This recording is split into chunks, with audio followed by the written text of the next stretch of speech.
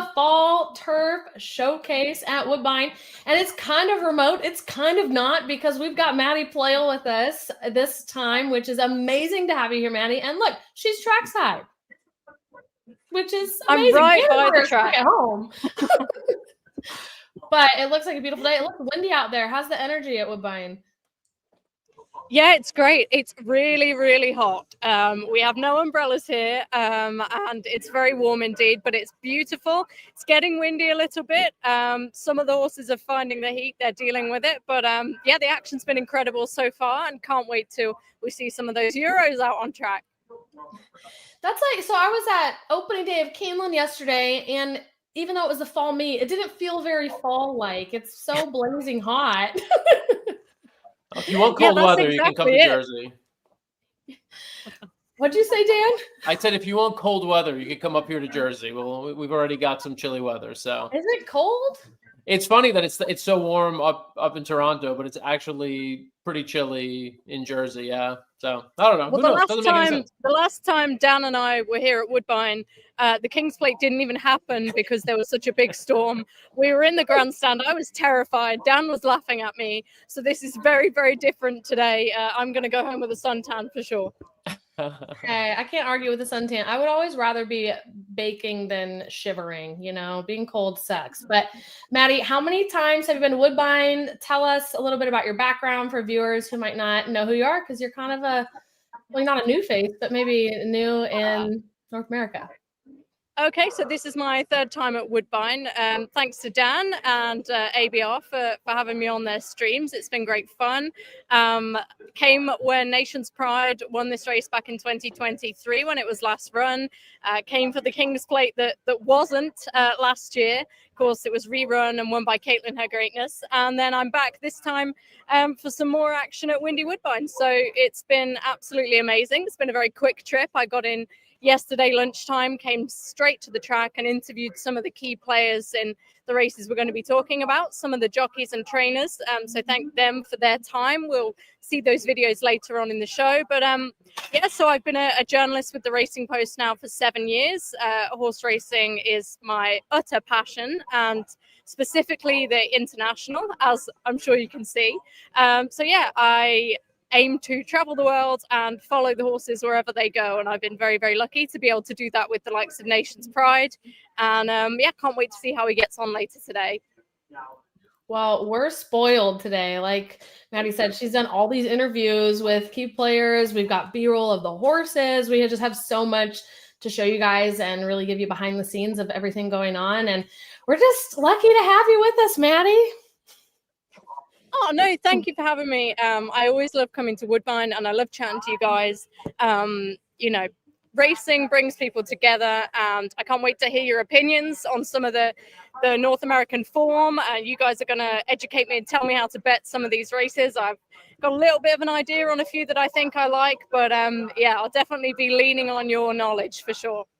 Well, Dan's been killing it. Dan just hit like a cold exacta for like $60. So Dan, we need you to keep that energy rolling through these next 3 races. Yeah, no, I'm feeling good about it. I really do. Like, I feel locked in a lot of times, and I'm like in a rut. And I heard Gino, who's on deck. I heard Gino talking about this a couple of weeks ago in one of his streams. He talked about like when you're in a rut and you just expect everything to go wrong when you're betting.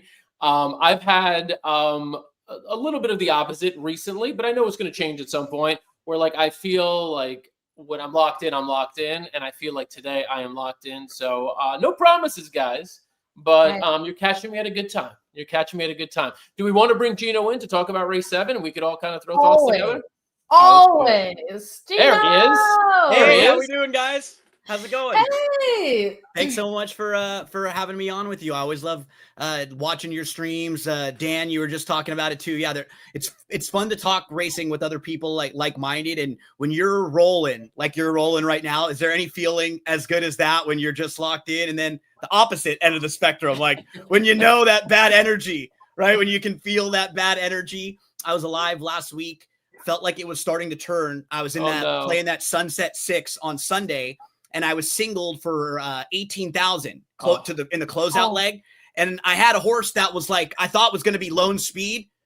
Right out of the gate got bumped and I was done. you know, so it was like, this is okay. It's building back up. Here it goes. It's going to turn and then boom. So yeah. But Gino, I don't know.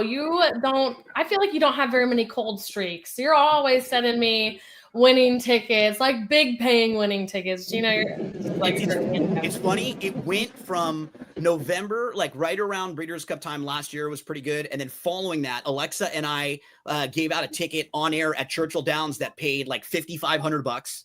Yeah. And I hit that one for a pick 5. And that set off like 6 months of awesome, like probably the best 6 months that I ever had. I hit a couple of those coast to coast pick 5s, and it was getting lucky. Like the horse that's running today at Keeneland, Choicia, that horse was in the Jenny Wiley and should have got taken down in April. And I needed Choicia to stay up, and she stayed up. Like that's when you know your luck is going good.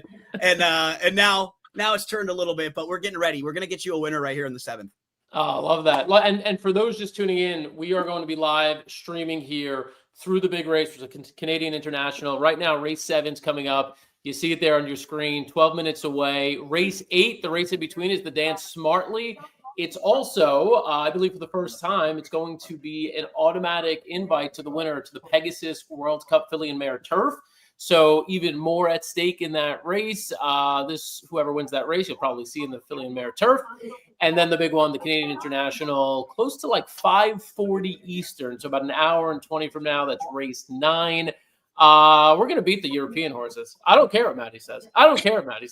We are absolutely beating those horses. We'll dig into that in a minute. Gino, history tells you you're wrong. History says you're wrong. We are rewriting history today. New history. We're making new history today. Gino, before we get into all that stakes action, this is an opportunity, maybe the best opportunity today to make some money here.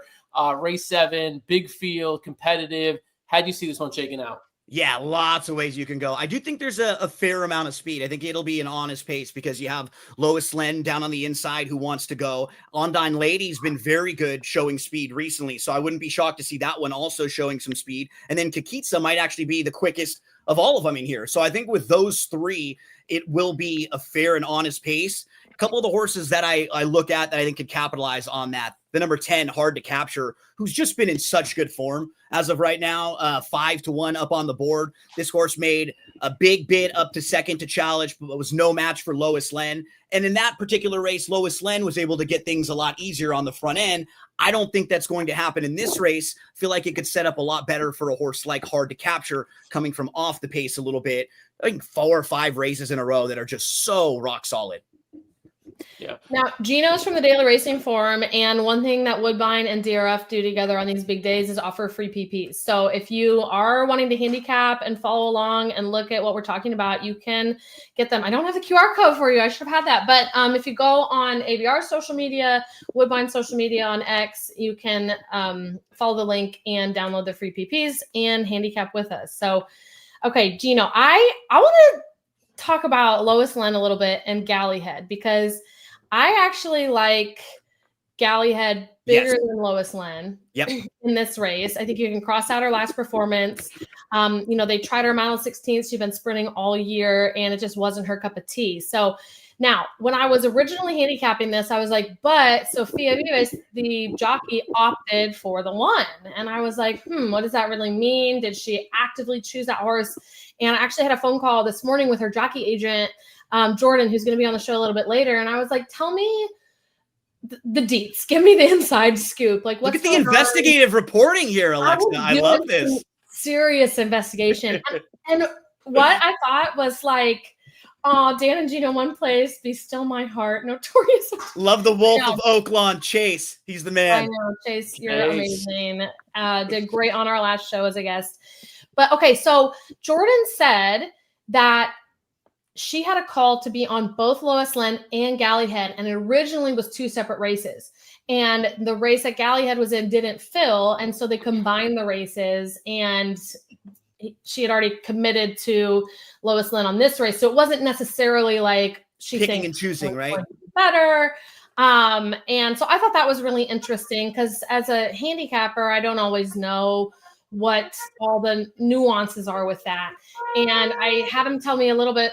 Oh, we see someone waving on the camera. Not our camera, but okay. I had him tell me a little bit about how you make those calls, like when they're not in two separate races that combine, like how do you make those decisions? Do you talk to the jockey for it? Do you make them on your own? And he said that he will talk to the jockey, especially when it's like you have two horses that are both changing distances. Like one maybe has been sprinting and is going longer, one maybe is router and going shorter. And you want to like get a feel from them of who's going to do better with the distance shifts. And that's one time where he really leans on the jockey's perspective. So I just thought that was a really interesting tidbit that I wanted to share about what goes into choosing who's going to be riding on these. But I like Gallihead better, but I don't think we can put a lot of stock in Sophia riding on Lois instead of Gallihead this race. In that angle, I actually had a chat with Ron Anderson, the agent to the stars. It's going to be coming out for a future interview. It's so interesting to get some of that insight from a jockey's agent on how like those conversations, how they're had, because he was saying the same sort of thing. Like I'll get their insight. Ultimately, I have to make the final decision, and sometimes I'll make a decision that's a little different than theirs. But like I want to weigh in everything that they have, and so it's always cool because you just sort of assume she picked that one, right? But sometimes it's just a bigger barn, you have more business with that barn, so you're going to stick with them no matter what. It's not always picking and choosing. I had Gallihead second in here, Alexa, so I'm Me with too. you. I think if you just put a line through her last race, she faced the boys last time out, and now this will be a logically softer spot for her. So I think she fits really well, and she's another one that if we're expecting there to be an honest pace, she should really capitalize on that. Yeah, I totally agree too. Sorry, Lex. I was just going to say I agree with you both. And one at this level, 4 back, 4 for 5 at the distance. I think the cutback here is exactly what this horse needs. All positive indicators right now. I mean, look at this board. Yes, looks like a derby board, right? It's ridiculous. Yeah. I mean, the favorite was just 4-1 on the inside. Now 5-2 still, but the 3 at 6-1, Galley had 6-1. I mean, if that number is close to that as they're going into the gate, I'm going to put in a fairly large bet. What's nice? Go ahead. Well, I feel like we can't totally zero in on Gallihead though, because we were talking about it earlier, Dan, this race is so wide open. Like we do like her, and at 6-1, that's great odds. But like I don't want the viewers to get the impression that we're all in on Gallihead. My top pick's actually the 6, which is now 7-1. Candid Candice, who's got kind of a closer running style, won last out at 6.5 furlongs, coming from 8.5 lengths off the leader. And that was the fastest performance ever. So I do think with the kind of setup in here with honest, maybe a little bit of a fast pace, it's might set up well for her. She has run a lot though, like this year, summer, now fall. I do think either she's like going to be peaking and really fit, or maybe she needs a month off, but I do like the 6. My one note next to her was, is this the race she regresses? ? Yeah. So basically, we're asking ourselves the same question because it could go either way. Like either she takes another step, or she stays at the level and she's right there at the end, or she may finish last. So that was my concern with her. I agree with both of your reads. I think Gino brought it up in terms of the pace being potentially hot here and setting up for something just off the pace. The 4-horse Voice from Above is a horse who's generally close. Last out was on the lead, but generally just sitting a length or two off of it. Was in against Tuffer for a while, was dropping to Claiming Company for her most recent, where obviously she romped. But I mean, I think makes the jump back here into Company where she belongs. Voice from Above makes sense if they've kind of figured her out and straightened her up a little bit. I think Voice from Above is another really nice play at 7-1. Again, given the option, I still take Gallihead at anything over 5-1. I think that's incredible value for that horse. But again, we're jumping around, right? There could be a number of these. Maddie, did you get a chance to look at this race at all? I know you said you've been focusing pretty much on the stakes races, but don't want to completely take up all the airspace here if you've got something. No, what I would say is, though, the way that the race has been run so far, usually I fall into the trap of thinking you want to be on the pace in these races. But I don't think that's necessarily the case, particularly if, like you guys have said, there's a lot of early pace pressure. In one of the earlier sprints, we saw how that just totally capitulated close home. And I think that's probably how the tracks are riding today. And that would be my piece of knowledge. I'd want to be going more towards a closing hold-up horse. So it sounds like Candid Candice is the one to be on. Okay. Yeah, Candid Candace. That was a big I sweeping move convinced too. her. And like it seemed you were just sort of waiting for her to stop because she made such a big move in that race. And that's, I think, what Dan was hitting. Like, is she going to regress a little bit? Because that was such an impressive performance. And she ran kind of hard for a while, picking up the pieces, though. I was really impressed by her there. I think just kind of looking at the board, a horse who clicked down a little bit now. And if I'm just looking at the board and saying who's maybe a little higher than they should be, I do think the 5 Ondine Lady, we're talking about the way the race shapes up. I don't know if it sets up all that well for her, but she has sat off a little bit before. And I don't think she should be 14, 15 to 1 where she is right now. She should probably be more in that like 8 to 1-ish range where a lot of these horses are. So maybe if you're playing tries or, some exotics and you're looking for a horse that could at least be in the mix early and maybe hang around for a share, I do like what Ondine Lady's been doing as of late. And I wouldn't be shocked to see this one run well. So I'm going to mention one more so that we can say we've given you the whole field and we'll claim we win regardless. You got a winner no matter what. 2 to win on everybody.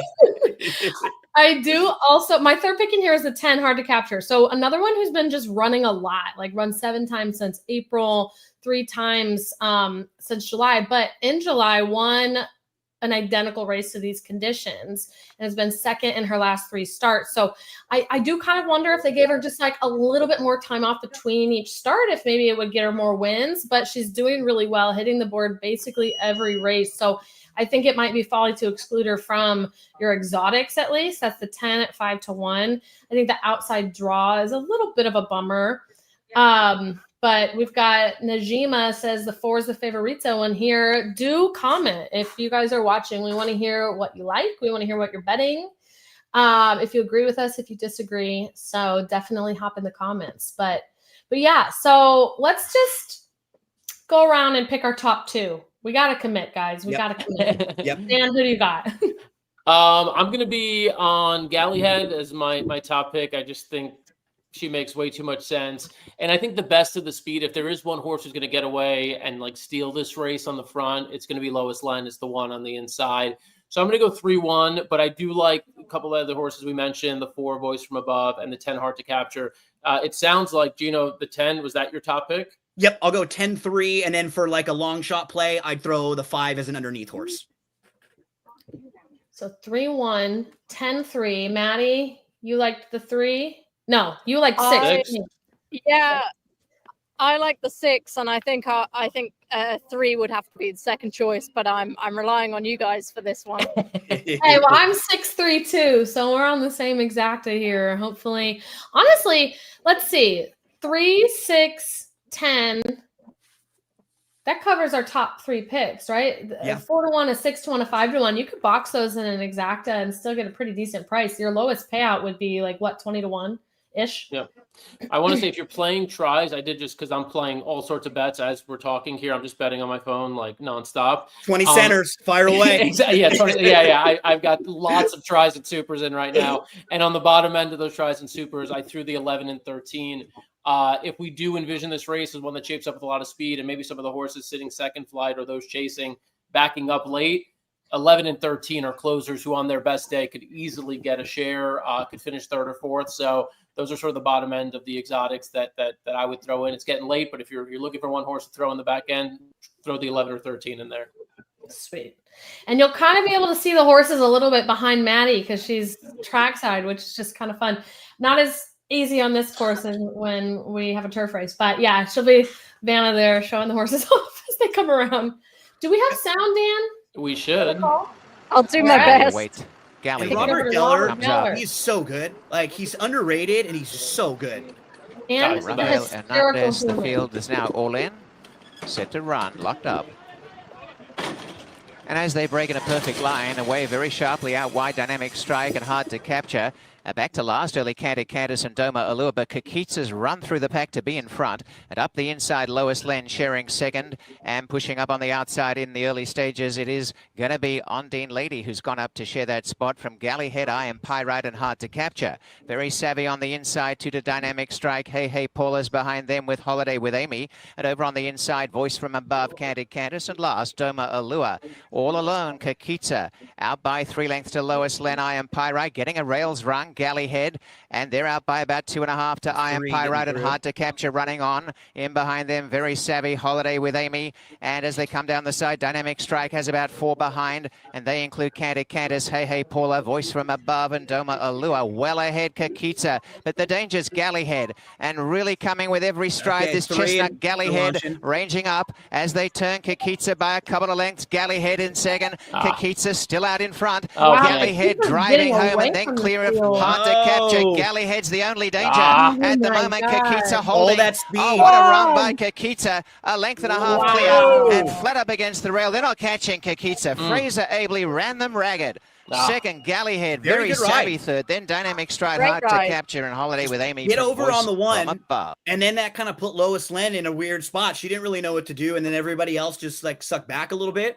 I love when riders take initiative like that. Even we didn't have the horse at all, but just a really good and smart ride. Yeah, that's painful for me because I like, you know, when you see a race shaping up. So like in that, we just watched that race.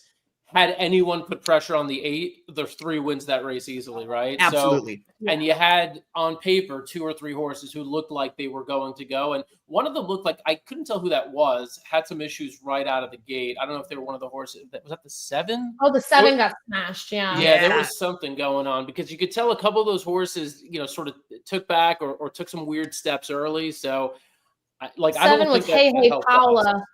Okay. I don't think Hey Hey Paula was going to help you with the pace, but I think what may have happened a little too is like it came over on the 5 who might have been part of the pace. I think the bumping came and that would have been at least one other pushing the pace a little bit. So yeah, sniffed out the right horse, and even look at the late money went on Galleyhead, ended up as the 5-2 lukewarm favorite.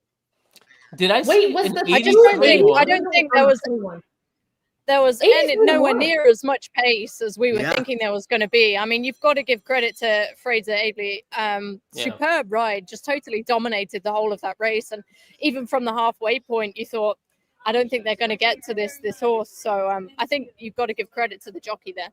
Yeah, no doubt. I mean, yes. I mean, like he still went fast, but I mean, going that fast without any pressure is a different ball game. Look at these odds in this trifecta and super. If you hit it, I mean, 83 to 1 in third, 20 to 1 in fourth. Are you kidding me?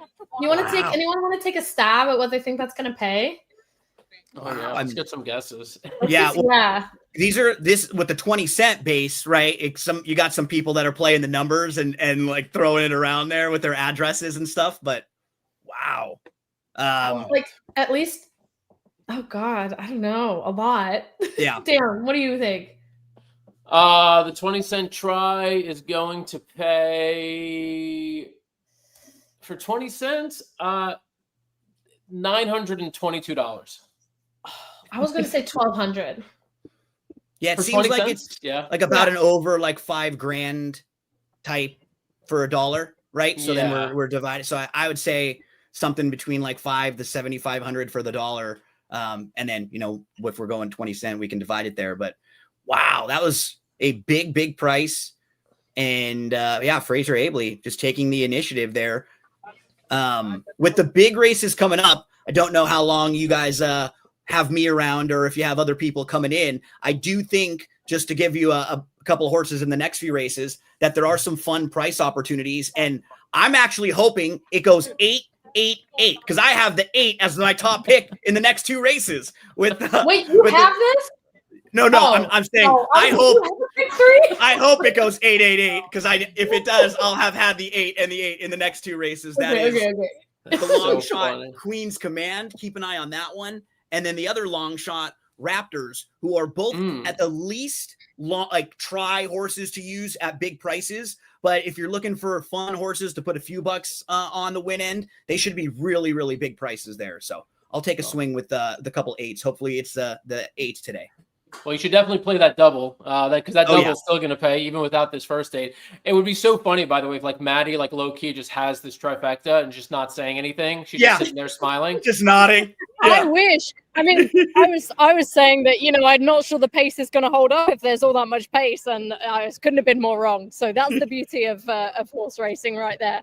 Oh my God. Just never know. Like we can guess, we can say what it looks like, how it's going to play out, how the pace is going to set up. But, you know, like you said, if one horse decides not to do something or just isn't feeling it for the day, it changes the entire pace scenario. So, yeah, like I do like Gino, the horse that you mentioned in the next race. Queen's Command. Queen's Command. Yeah, I mean, that's like a horse, like, you know, this horse who came back off like a 10-month layoff, you know, runs a big race. Like, I mean, who knows, right? It's like it's like almost like a new horse, right? It's like a 2-year-old in some ways. Like, this horse could be anything, right? I wrote down, she feels like a really lightly raced 6-year-old mare. You know, just because you haven't seen a whole lot of her recently. And if you notice, just like I like when you can follow through a horse's like running lines for the portion of their career, and everything really makes sense. She comes into the US off a long layoff. She wins first time out. Then she runs second in the grade 3 Santa Ana behind a horse named Linda's Gift, who was really sharp at the time and won a few in a row and was all on the front end. Following that, you have a couple months off, shows up at Churchill on a yielding turf course. Then the race in June, horses didn't really get into it. I put a line through that one because they came back with a few months off. And that Kentucky race at 1 mile and 5/16 is a little bit better than it might look. And so you start going through each of this horse's races, the form's a little bit muddied up. I think she's kind of interesting here, Dan, at a big price. Yeah, no, I agree with you. I think there's definitely some jump up opportunity or kind of take that next step. And 21-1 is exactly what I think. She'll probably be somewhere in that range. And I think it's worth taking a step. So I'm with you. Did you see the super payout? Because it was $8,700 for 20 cents. How about that? How about that? Almost $9,000 for 20 cents. I think sometimes in those situations, it's probably because nobody had it for the dollar.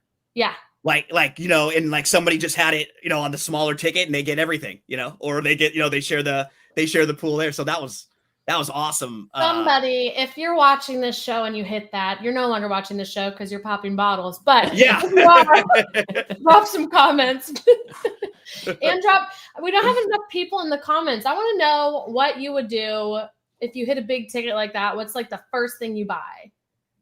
Maddie, what's your first go-to if you cash a big ticket? Maddie might be. Oh, there she is. If it's really big, a horse. Oh, there you go. Nice. To breed my own horse. That's the dream one day. So buy a broodmare.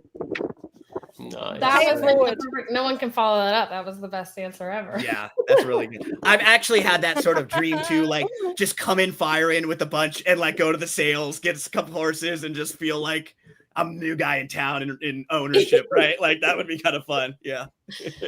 Oh my gosh. No, it is. Buying horses at sales there's no feeling like it. It's quite thrilling when you're, I don't know, the thrill of an auction. Anybody's ever done it. It's quite the vibe. But tell us in the comments what you would do, what you would buy. Gino, we love having you. Any other final thoughts? I know you gave us some picks, but yeah, just a couple plugs if you don't mind too. Our Breeders' Cup packages just came out yesterday. So why you buy them now, you save a bunch of money early, and as soon as the pre-entries come out, you'll have them right away. So you can start your handicapping early with pre-entries, and the different packages at drf.com have like clocker reports and betting strategies. So depending on what products you want, check those out. And then we're talking Woodbine. I had a great conversation with Emma Jane Wilson a few weeks ago on a new podcast. It's not any like gambling handicapping. It's horse racing people telling their stories. Jockeys, trainers, owners, folks from the farm. Emma Jane is like, when I got done talking with her, I like started thinking about what a wuss I am because she is so tough and like, talking about her injuries, and she's just like, yeah, you know, that's part of the game. I signed up for this. That's what's going to happen. I'm going to be back and I'll be fine. And I'm like whining about my bad beats and like crying about this. And like, she literally can't get out of bed, you know, like 6 months ago, and she's no problem. She's fine. So she's tough. I'm a wuss. Check out the Off the Track podcast there. And it was a blast chatting with you guys. Anytime you need some help, give me a call. Thanks, Gino. It's awesome seeing you, man. Take care, guys. See you soon. Bye. Emma Jane is a badass. 100%. Like she really is. Mine and Emma's careers actually crossed over remarkably. My very first interview when I was at the Racing Post, Emma was over for the Shergar Cup, which is an international jockeys competition we have at Royal Ascot. And I didn't have any formal journalism training whatsoever. And there were scheduled interviews in a pub, and I was terrified. I didn't have a clue what I was doing. And Emma was my first interview, and we sat down for 20 minutes. And as you guys will know, Emma is just a ball of energy and enthusiasm, and she's so positive, and it's so infectious. And I just remember thinking, like, A, this woman is awesomely insane, and B, this is absolutely what I want to do. So when I've been to Woodbine in the past, I've seen Emma, and we've sort of I've told her that, and I don't think she realizes that she's kind of played a pivotal part in my career. So it's great to come back to her home and see her do what she does best. I just can't wait to see her back. She is an iron woman. Oh, I love hearing that. It's great to know, like, the impact that true, like, people with grit and passion and, you know, these athletes have on us in our lives. And we've got another guest, though, queued up. I'm going to bring him on here. It's a familiar face. JD Fox, everybody. JD, Nice hat. Whoa. I feel cheated right now. I was told JD was going to be at a bar slamming beers, and well, you were beers. in the living room. Yeah, but I have beers. He's at Okay, his what do you got for his us? home bar. Yeah, home bar experience. But exciting and interesting day so far at Woodbine. We've seen some prices, we've seen some upsets. Always great to be able to talk stakes action at Woodbine. It's what I'm here for, Dan. It's what I live for. Well, so two things. One, I waited to crack this open. I'll introduce this in a moment. I also see that you left us a comment that you're going to help me avoid getting my head cut off in every review. How are we going to accomplish that, JD? Oh, we've done it! We've done it. What Thank did you JD. do? You got to teach me afterwards Yay. what the magic was. And we'll fix it on the other screen as well too when we get there. Love you. All right, let me show you this one. So this is Pulp Friction. Okay. I'm really bad at this. Okay, there it is. There you go. There's that. Slushy XL. Wow. Maddie, are you terrified yet? This is smoothie style sour ale with orange, tangerine, mango, and passion fruit. What do we think? That sounds like a lot got of flavor. better. It definitely got better as you were explaining that, but it does kind of terrify me. I'm a simple beer girl, love beer, but the whole IPA and getting into sort of more niche beer is, I'll leave that to you guys for now.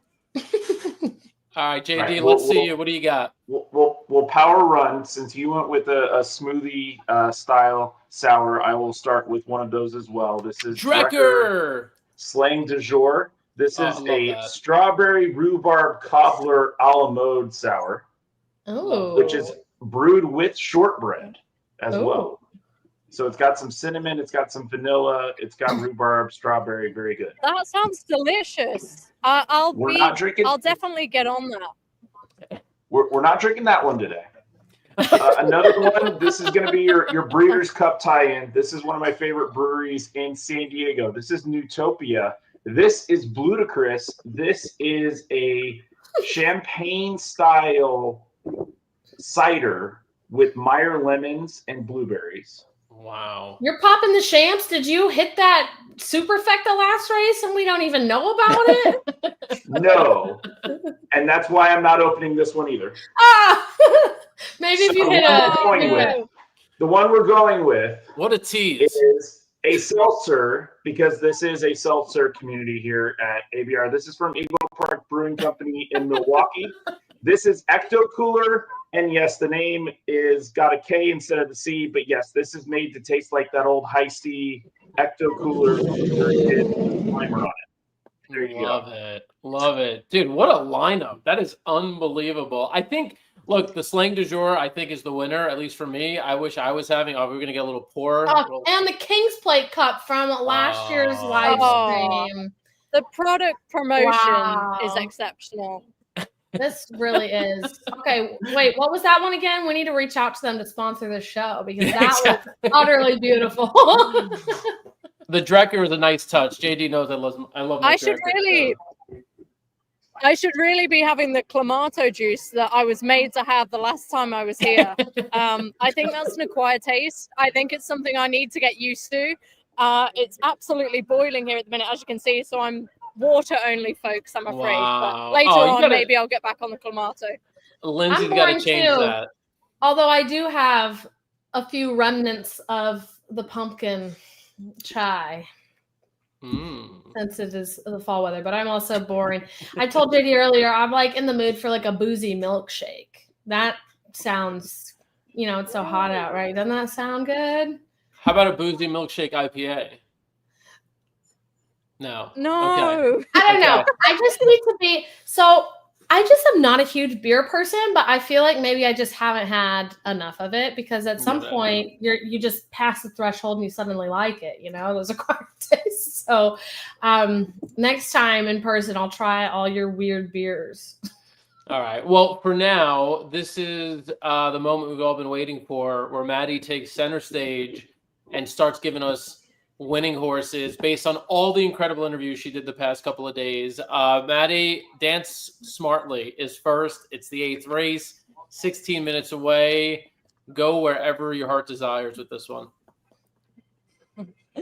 I love that. I can't live up to that billing. But I was at the barn this morning of Ready for Shirl, obviously trained by Roger Atfield, whose horses are now being looked after in conjunction with the other trainer at the back straight. She looked in great shape. She looked in amazing form. I thought that run last time in the EP Taylor was sensational. Behind She Feels Pretty and Diamond Rain, I think that's really classy form. So yeah, I'm sticking with the filly. I might actually see if I can send in a picture I took of her, and maybe we can show that because just great to see behind the scenes at the backstretch here at Woodbine, and wishing her connections all the best. She looks to have the real class edge on form. I'm going to show her, Maddie. I'm going to show these behind the scenes footage that you guys got from us. So you'll have to unmute when you talk over them.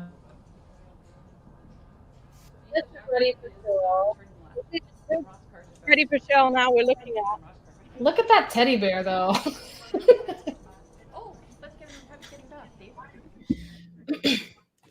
Yeah, so that's what the Holden team do. It was Roger Atfield started it. Basically, the training premise here is quite different to what I'd be used to back home, where the horses don't get a lot of turnout. And it was basically explained to me that the teddy bears are to enrich the horses and to keep them company. And although that you might turn your nose up at that idea to start off with, it's something that Roger really believed in, and it's clearly working for his horses, and it's a very sweet touch. Some of them, interestingly, the more worn teddy bears are clearly the ones that get thrown out quite a bit. So you can learn a lot about the character of the horses by seeing the state of their teddy bears. It's quite fun. That is honestly hysterical. I mean, these horses are so interesting. They're so quirky and fun. I know you guys should check out our Instagram because one of our teammates this month or this week actually did a little piece with She Feels Pretty's goat, which is hilarious. I know the goat makes her feel like comfortable and safe, and there was a bunch of storms. She still won up at Woodbine last month, but like there was a big all this fear and freaking out because the goat didn't have the papers to come to Canada and couldn't make it. And is she going to perform well without her goat by her side? And she did because she is the goat. But yeah, so the teddy bears, the goats, all these things that keep the horses happy and comfortable is funny. And clearly it works for her because that was a great run last time. Yeah. So I'm all about Ready for Shirl as well. I do think there's a chance for a long shot in here in Hurricane Claire. That's the 3 horse, has speed. Her last 2 turf tries have been terrible.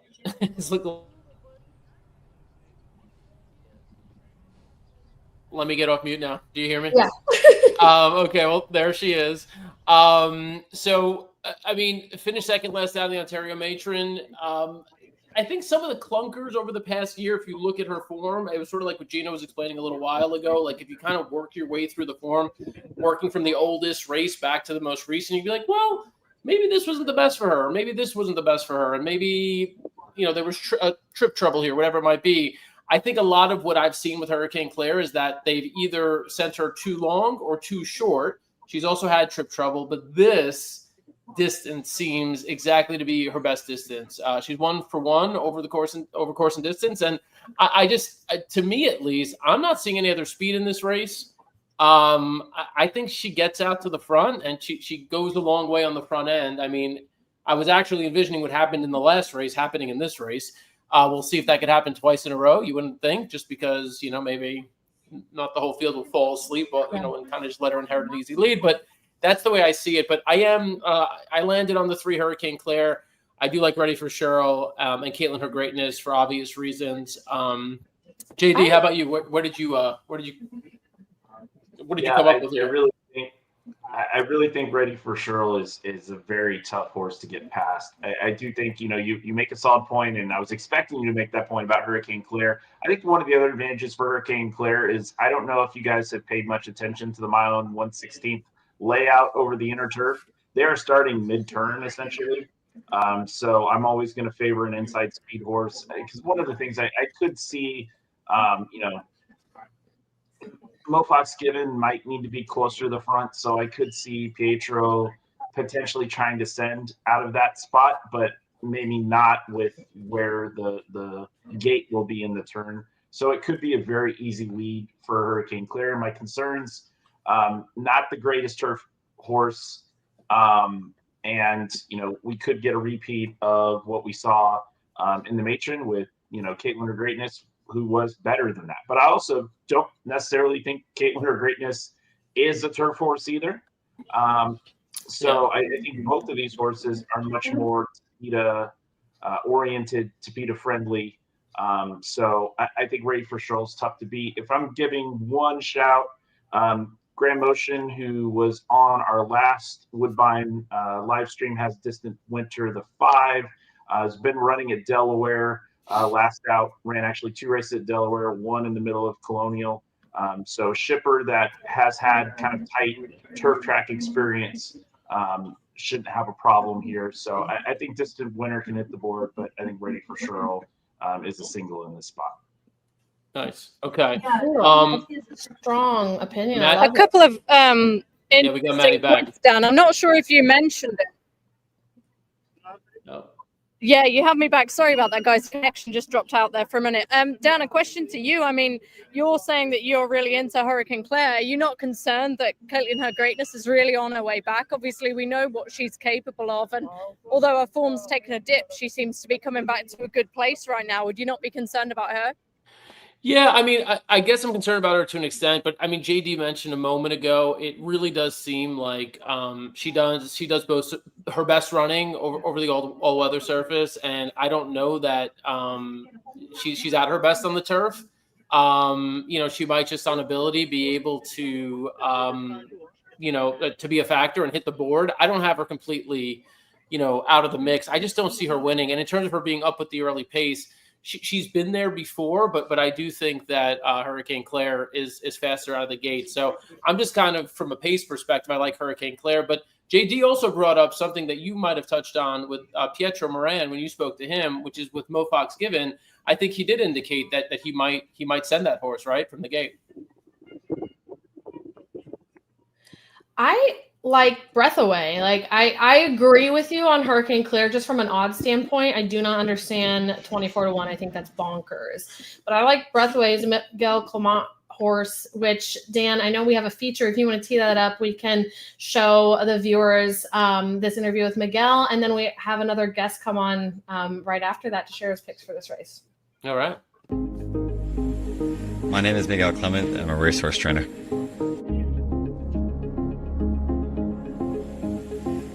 Well, the best piece of advice, actually just following what he does every day. He worked very hard. He never let one day's results impact him the next day in the sense of too much success, because Saturday's results don't impact your Sunday's results whatsoever.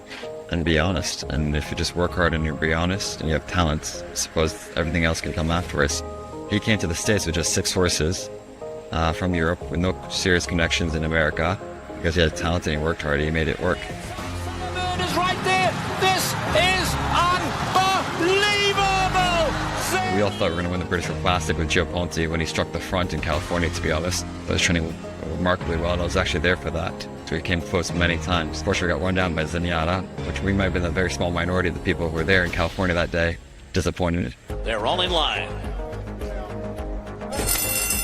They're off in the Breeders' Cup Juvenile Filly Turf. She broke okay, and then she found herself a little bit further back than I thought she'd be. Pizza Bianca down toward the inside of Cairo Memories, California. But Jose's traveling beautifully well. And then right here made the winning move when he splits them and comes inside. That was genius. Pizza Bianca's coming up through too.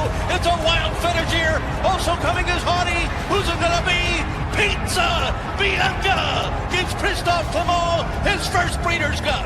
Bang, she gets the draw dance. That was well needed. That was well needed for many, many seconds.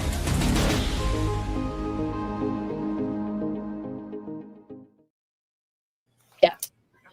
Really cool feature with him as he's kind of, taking over and carrying on his father's stable. But I'm bringing on Kevin. Kevin was saying with his beautiful daughter Aurelia, we didn't know we got a 2-for-1 with this deal. I know. She said she's a full-time baby and a part-time handicapper, so she wants to.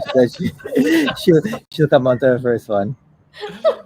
Where did she got this race? So she is all in on breath away because she's doing this very cute thing right now where everything takes her breath away. So she's all in on the one breath away. Wow. Well, we know who the winner is. We're going. We got to stay full screen on Kevin and Aurelia. Kevin, who do you like here? You handicap this one? Yeah, I came up on 2. I obviously Ready for Sure. I think has the class edge. I think race will set up reasonably well for her. I agree. I think Caitlin, her greatness is a polytrack horse. I think her class may get her a reasonable way on the turf.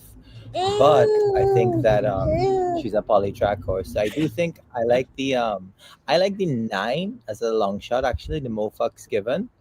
And I think Hope Mission is interesting because of mainly because of the booking of Rafael Hernandez, because prior to Pratt taking over, he was Caitlin Her Greatness's jockey. So assuming Pratt was not available, it's interesting that he ended up on the Brandon Wall shipper, and the form is decent. So those were the 2 kind of long shot plays that I had come on. Did you consider, Kevin, putting your hands over Aurelia's ears when you said Mofox Given? I did think about it after the fact. Oh my God! You know what? That's only just dropped for me. That's how long it took. Welcome, Maddie. Welcome. So Maddie, you're there. We're looking at the board. I know you spent a lot of time with the connections here, some of these horses, and just want to give you another opportunity to kind of weigh in with any other insights. I mentioned that you did speak with Pietro, who rides Mofox Given. I know you spoke with some trainers as well, and which will more come to the Canadian International. But any other feedback that kind of informs the way you might approach this race? I firstly want to say I was super impressed by speaking to Pietro Moran, such a young talent that's clearly made waves on the scene, obviously winning the King's Plate, and he was so considered. He was really excited about the chances of Mofox Given, and I definitely see that angle for sure. Don't think we've seen the best of this filly yet, and for him to be riding such huge connections is clearly a great opportunity for him. One of the other things I found slightly interesting, when I arrived here, Billy Loughnane, who you'll know is the rider of Nation's Pride, he was running the track, and he's actually been replaced on the 2 5 Towns. So whether he couldn't do the weight there, that's slight concern for him, but obviously won't be a problem on Nation's Pride. But he's now no longer on the 2, so wonder what's going on with Billy Loughnane. He was clearly trying to get the runs in, but yeah, I think I expect Ready for Shirl to just outclass these rivals, if I'm honest, but I do like the 9 as well. Okay. JD, what do you think of some of these long shots that we talked about? Gino brought up Queen's Command off the big layoff, ran huge last out, and then, I mean, obviously I like the long shot. 2 others we haven't really talked about all that much. Well, we did talk about Distant Winner a little bit. And who's the other price that I'm missing? There's at least one more that I haven't spoken about. Maybe 5 Towns. 5 Towns. Yeah. 5 Towns, Graham's horse. Yeah, and I mean 5 Towns ran a decent 4th in the matron, but going to be tough to, I think step up to the level of competition, which is just much greater today. I'm looking at this very simply from a betting perspective in both tries and supers. I'm just keying the 4 on top, 5, 9, and second. For the try, I'm going all for 3rd, and for the super, I'm going all for 3rd and 4th. Okay. Wow. Alexa, how you betting this? I like Breath Away and Hurricane Flare. So I'm 1-3-4. I think there's enough odds there to,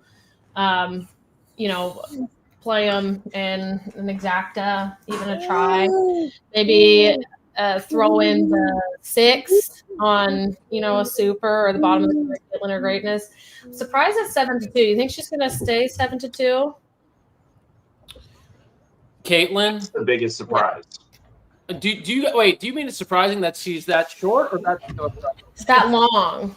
That long. She gets bet like crazy at Woodbine. So it's Clearly not perfect, right? Dan, your audio was a little light there. What'd you say? No, it's like, but she's clearly not a turf horse, right? I mean, I could see her hitting the board, but I mean, do we think she's going to win this race?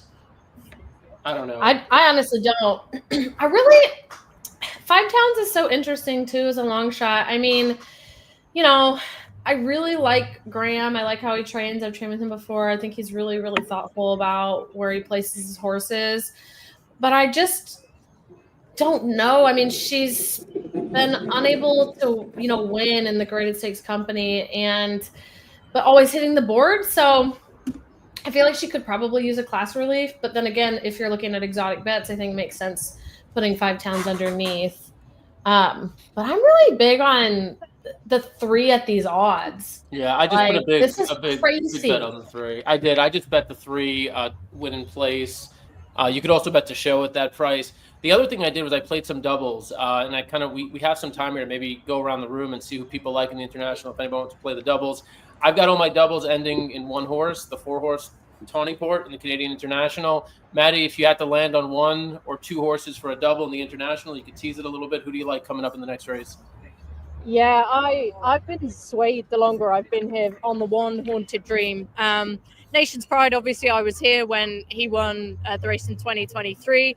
We can go into a bit more detail later on, but I just think there are several questions that he's got to answer that he didn't have to answer last time. And I think Haunted Dream, having won the Sing Spiel, he's the here and now horse. That was such a smooth victory. Rafael Hernandez was not hard on him in winning that race, and it was just the perfect preparation. He's got a bit of a mixed profile back home, but he's the horse who's in the best form right now, and I think that counts for a lot. Kevin, you want to throw out an international pick real quick?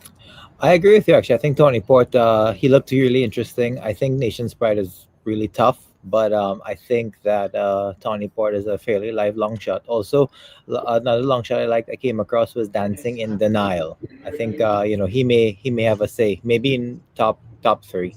Okay, let's watch this and we'll come back with more. Puts the head in front, away sharply to Distant Winter. Taking the drop is Breath Away, and as they come down the stretch the first time, going forward is Mo Fox Given, and in behind them, Caitlin Her Greatness setting a nice position, about 3 off the lead on the outside. Ready for Shirl towards the back half of the field early on with Queen's Command. Breath Away got back to second last, and Hope Mission is the trailer.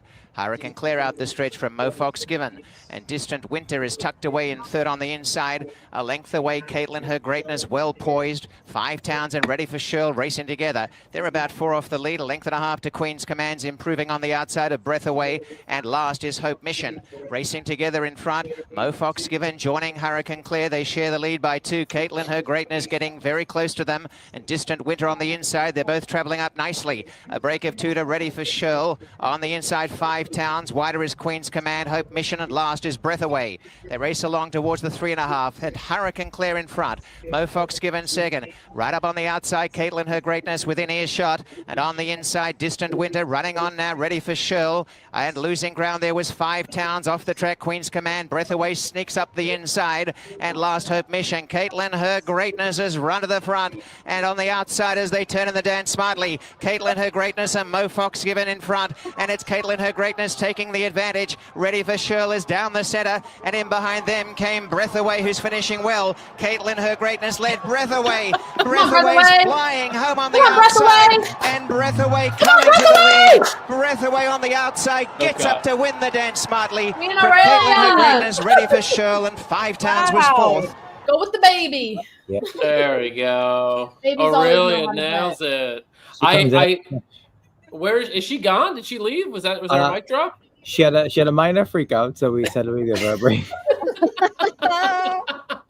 I mean, who wouldn't have a minor freak out? She's headed to the window to collect. That's what She is headed to the window. She expects some caviar and her baby food tonight. Oh my God, I can't even tell you. Like literally, if Caitlin Her Greatness won that race, Not a turf horse, huh? Not a turf horse. I would have had to retire. You would have never seen me again. I would have taken late money on Caitlin. Yeah. Caitlin, the favorite at 3-2. Wow. She was 7-2 when they were loading. How dare us? How dare me? How dare me say that she's not a turf horse? Jesus Christ! What was that effort? That was incredible. That was an incredible race. That was really, really well done. I mean, I knew I was done when Mo Fox Given was putting pressure on Hurricane Claire way too early.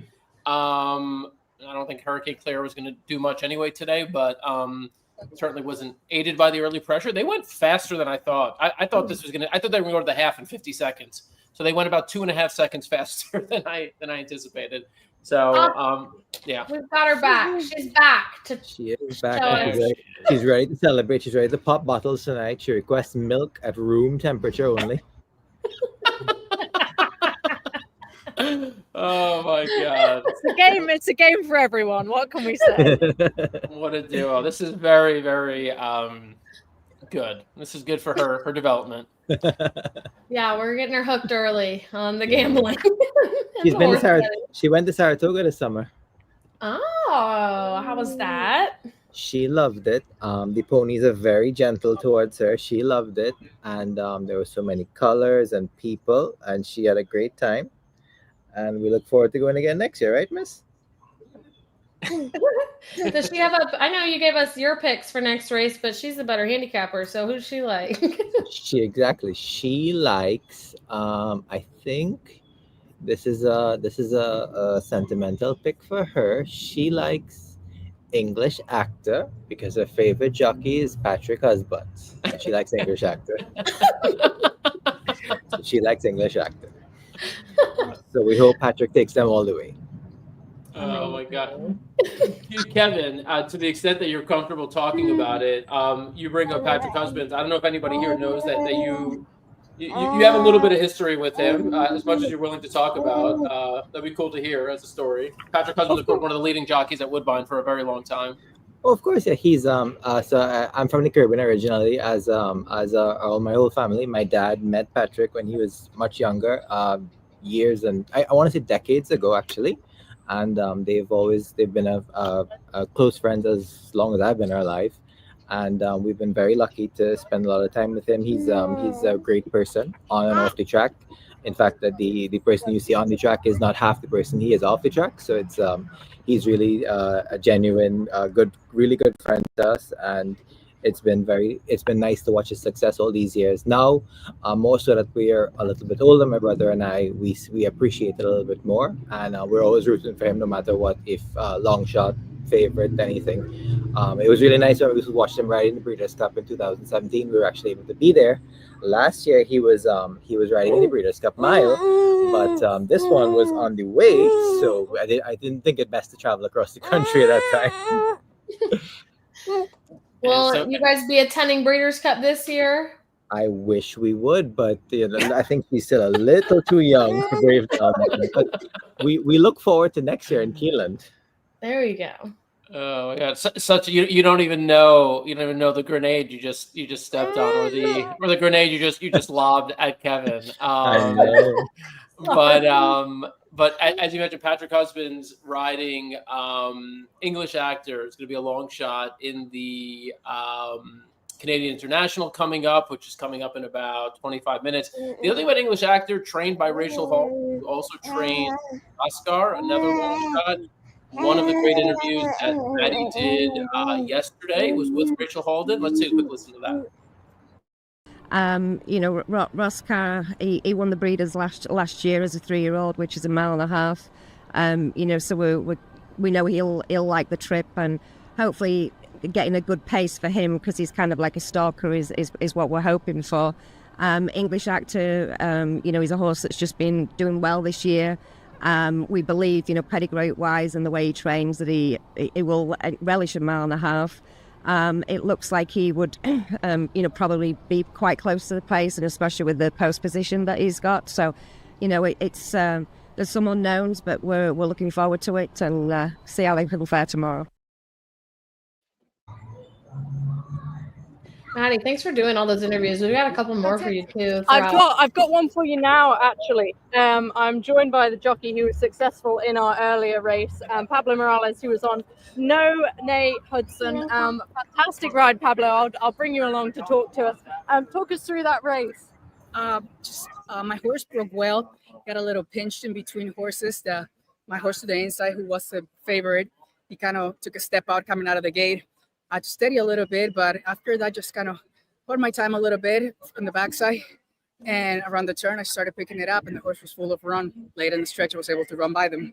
Must be a spectacular feeling when you know you're going to pick up those front runners. Is that how the track's riding, do you think, or was that just that race? I'm from Prescott. I haven't been riding here at all this year. I just came here. That was my first mount in the service for this year.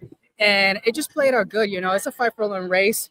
The pace is going to be hot, and you just try the best you can with what happened. Like I said, again, I got a little pinch in the beginning, so I pretty much went to plan B and rode that horse from behind. And what's it like riding for a trainer like Wesley Ward? Well, you're always confident. When Wesley calls for me to go somewhere, I really don't question it a whole lot. We're just like, where are we going and when?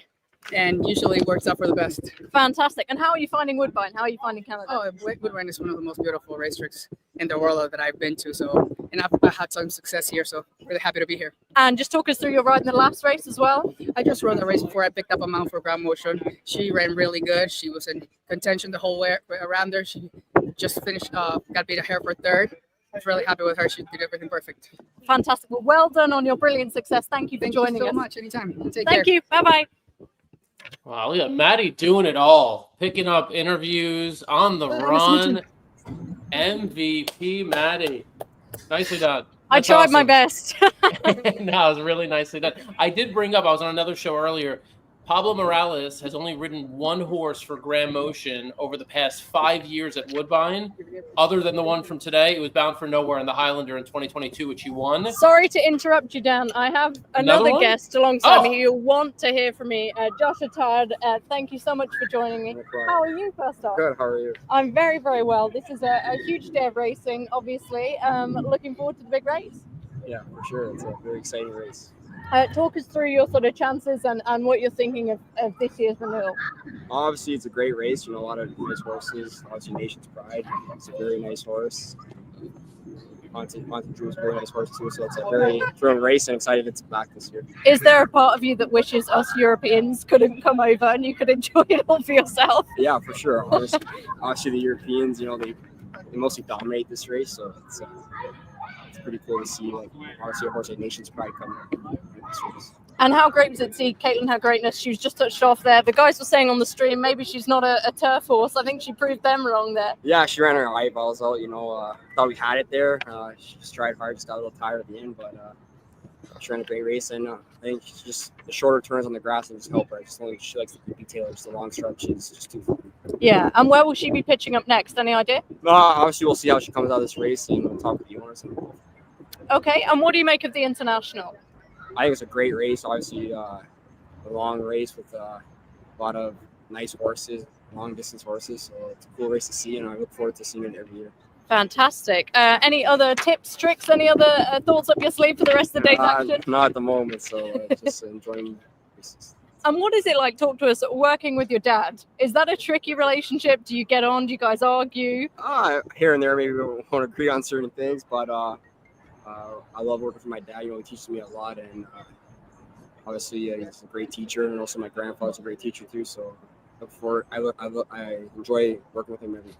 And is the ambition to train on your own one day? It is. Hopefully, maybe in the next couple of years. But right now, I'll stick with being an assistant. Learning from the best. What do you think is the most important thing you've learned from him so far?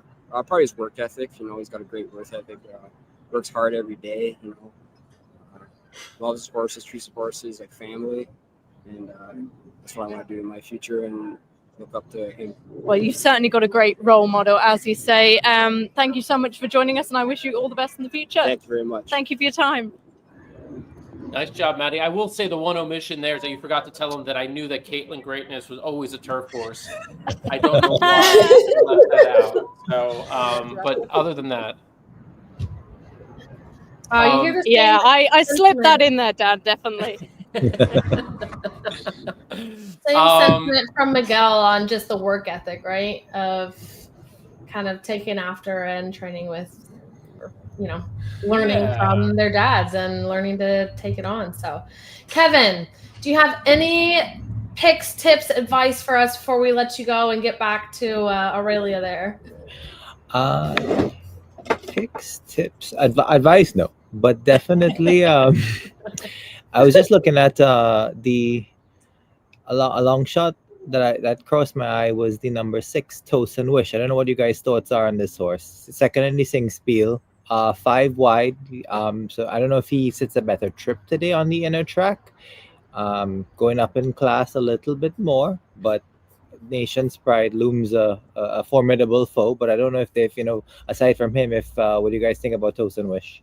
I like the horse. I think, you know, he's got a big late kick, and I think he'll benefit from a likely fast pace. So I think he makes a lot of sense for the price at 31-1. I mean, that's the bonkers price, in my opinion.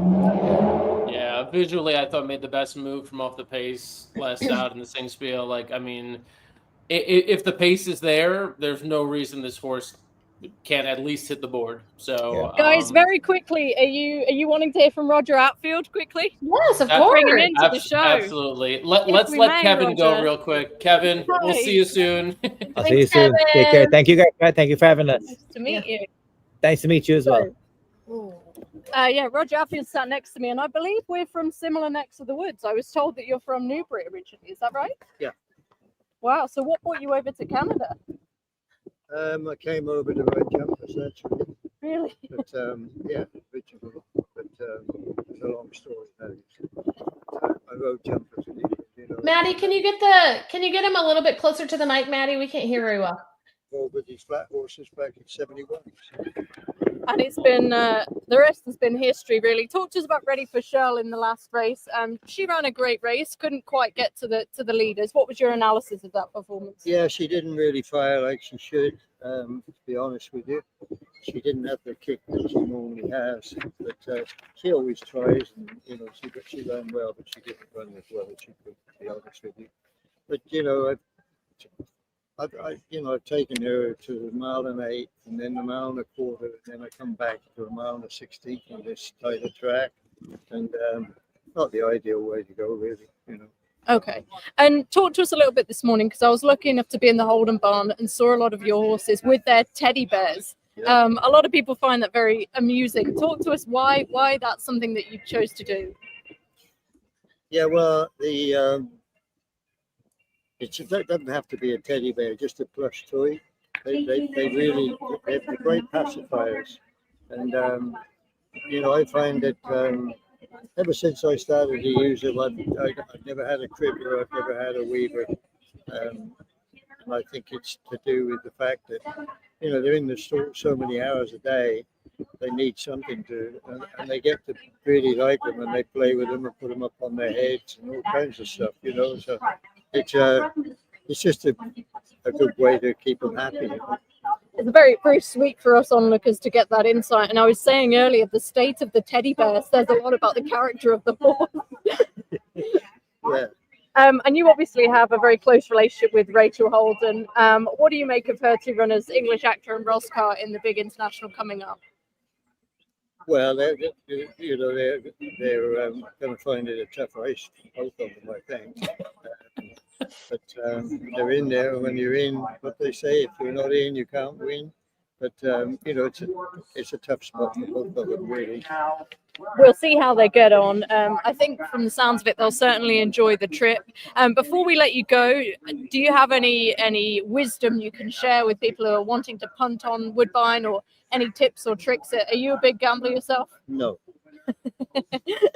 I was when I was in England and I was riding. I realised that all my friends that knew everything, they all were down at hills and driving rough old cars, and all the other people that were driving Jaguars and nice suits.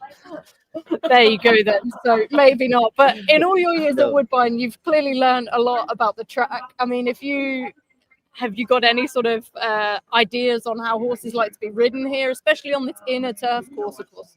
This inner turf course has to be ridden totally differently than the main track. It's a totally different track. And the English fillies, when they came, the two-year-olds that came over from England 2 or 3 weeks ago, I just didn't handle that racetrack at all. But I think both of those only run on the straightaway anyway, I believe. I'm not sure about that. But yeah, it's a different track altogether for sure. How much respect do you have for Nation's Pride? Do you think he's going to be the big horse to beat again? I do. Yeah. Yeah, I do. So, yeah. Fantastic. We've got all the insight and wisdom, Roger. I really appreciate your time. Thank you so much for joining us, and have a wonderful rest of your day. Well, you too. Thank you very much. That was really, honestly, that was really a treat. That's racing royalty there. If you just tuned in, Roger Atfield. I don't think we've ever had him on one of our shows live, and that's honestly, it's a privilege for us to have Roger Atfield on an ABR live show. So that was wonderful. Thank you, Maddie, for setting that up. It's also a privilege to have someone standing by at the other big event going on in Toronto right now, which is the Blue Jays hosting the Yankees in the playoffs, game 1. And I just looked up at the score, and I'm really happy to see what I see. Jordan, what's going on out there? Well, what's going on is we're up 2-0 right now. Let's go. Absolutely dominating. Let's go. We better hold on here. I'm a Blue Jays fan for the week, so let's keep it rolling. Are you keeping an eye on Woodbine, or what are you doing? You locked in on the baseball? I'm trying to do a little bit of everything. Okay, what do you see? What do you got for the international? Listen, they're not going to beat Nation's Pride. This whole race is the first quarter mile. If I really, my boy Prince is going to go to the front. I really look for Billy to send Nation's Pride from the 10 hole. Send hard early, the first 1/8 of a mile, to clear everybody over and just sit second or third. At the end of the day, distance is the equalizer, and nobody in this field runs 1.5 miles like this horse does. The whole thing about this course is you have to save ground. So if he rolls them out of there, everybody's going to concede the lead to my boy Prince. So just concede the lead to him, but roll out, sit underneath, and then no one has near the talent this horse does. So Maddie did an interview the other day. We're going to listen to it, but in that interview, she basically got that Salawi, the 7 horse, has gate speed and is meant to go to set it up for Haunted Dreams. You're not worried about maybe a little too much early pace here? I mean, I know they're going 1.5 miles, but if you want, even better. Because that means that all I'm looking for is Billy to send this horse away from the gate. Don't just settle. Roll him out of there the first few strides. My boy Prince, if the 7 goes as well, even better, you sit third and the race is over. Mm-hmm. Okay. You can literally tell that the race is over in the first turn. I think, Dan, I just think, to jump on what Jordan's saying, I think that's the way Nation's Pride needs to be ridden. I don't Okay. think he's going to come close if he's ridden any differently. We know that he's got less of a kick now than he used to. When Jordan says, you know, sit off a horse, that's exactly what he did in 2023 when Royal Champion tried to steal the race. He just sat back in second, enjoyed the perfect trip and went away. The more pace in this race will suit Nation's Pride, but I do think that he's not as good a horse as he once was. So Billy's going to need to be proactive. He's going to need to be aggressive from that wide gate. And this tight turning course, I don't think that's what he wants at all. I think he wants it to be an emphasis on stamina rather than tactical speed. So if they slow it up early, I think Nation's Pride needs to be close to that pace. Otherwise, he's in deep trouble. 100%. 100%. And every other rider in the room knows that My Boy Prince is going to the front. So as soon as the gates open, they're going to let him go. Everyone's going to take a hold to take their position. If you make that early move from the outside post, you can just saw everybody off, cross over, and sit second or third, and then the game's over. Because once you get to the half-mile pole and it turns into a stamina race, you're not beating Nation's Pride in this race on stamina. The only way you beat him is if he gets a bad trip. We see Salawi being a little hard to handle there on the screen. I don't know if you guys were watching that, a little bit heat up ahead of the race. Do we want to share the interview with Richard Brown? Yeah, so this is about the two horses that we just mentioned, Salawi and the returning horse on the inside who won the Singspiel Haunted Dream. He won the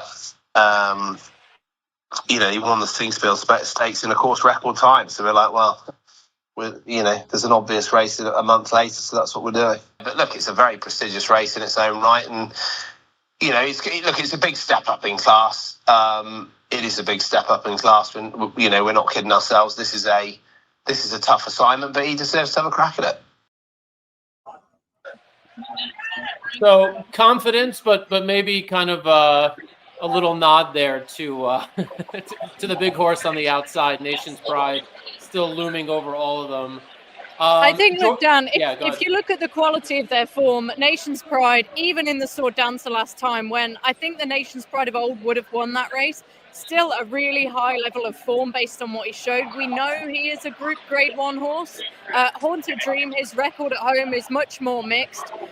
He's not up to the class of Nation's Pride on what we know, but of course these different conditions, they bring out so many different factors and different horses. And with that Singspiel victory here, that's a huge feather in his cap, particularly on this inside turf course. He's got a lovely draw on the inside. Rafael Hernandez knows him well. He's got so much more in his favour. And as I touched upon earlier, he is the now horse. Nation's Pride has more ability, but whether he'll have what it takes today in these conditions, I'm not sure. We've got some footage of them on the track. If we want to talk over it, we'll have to unmute. But this is Haunted Dream and Salawi, I believe 2 mornings ago.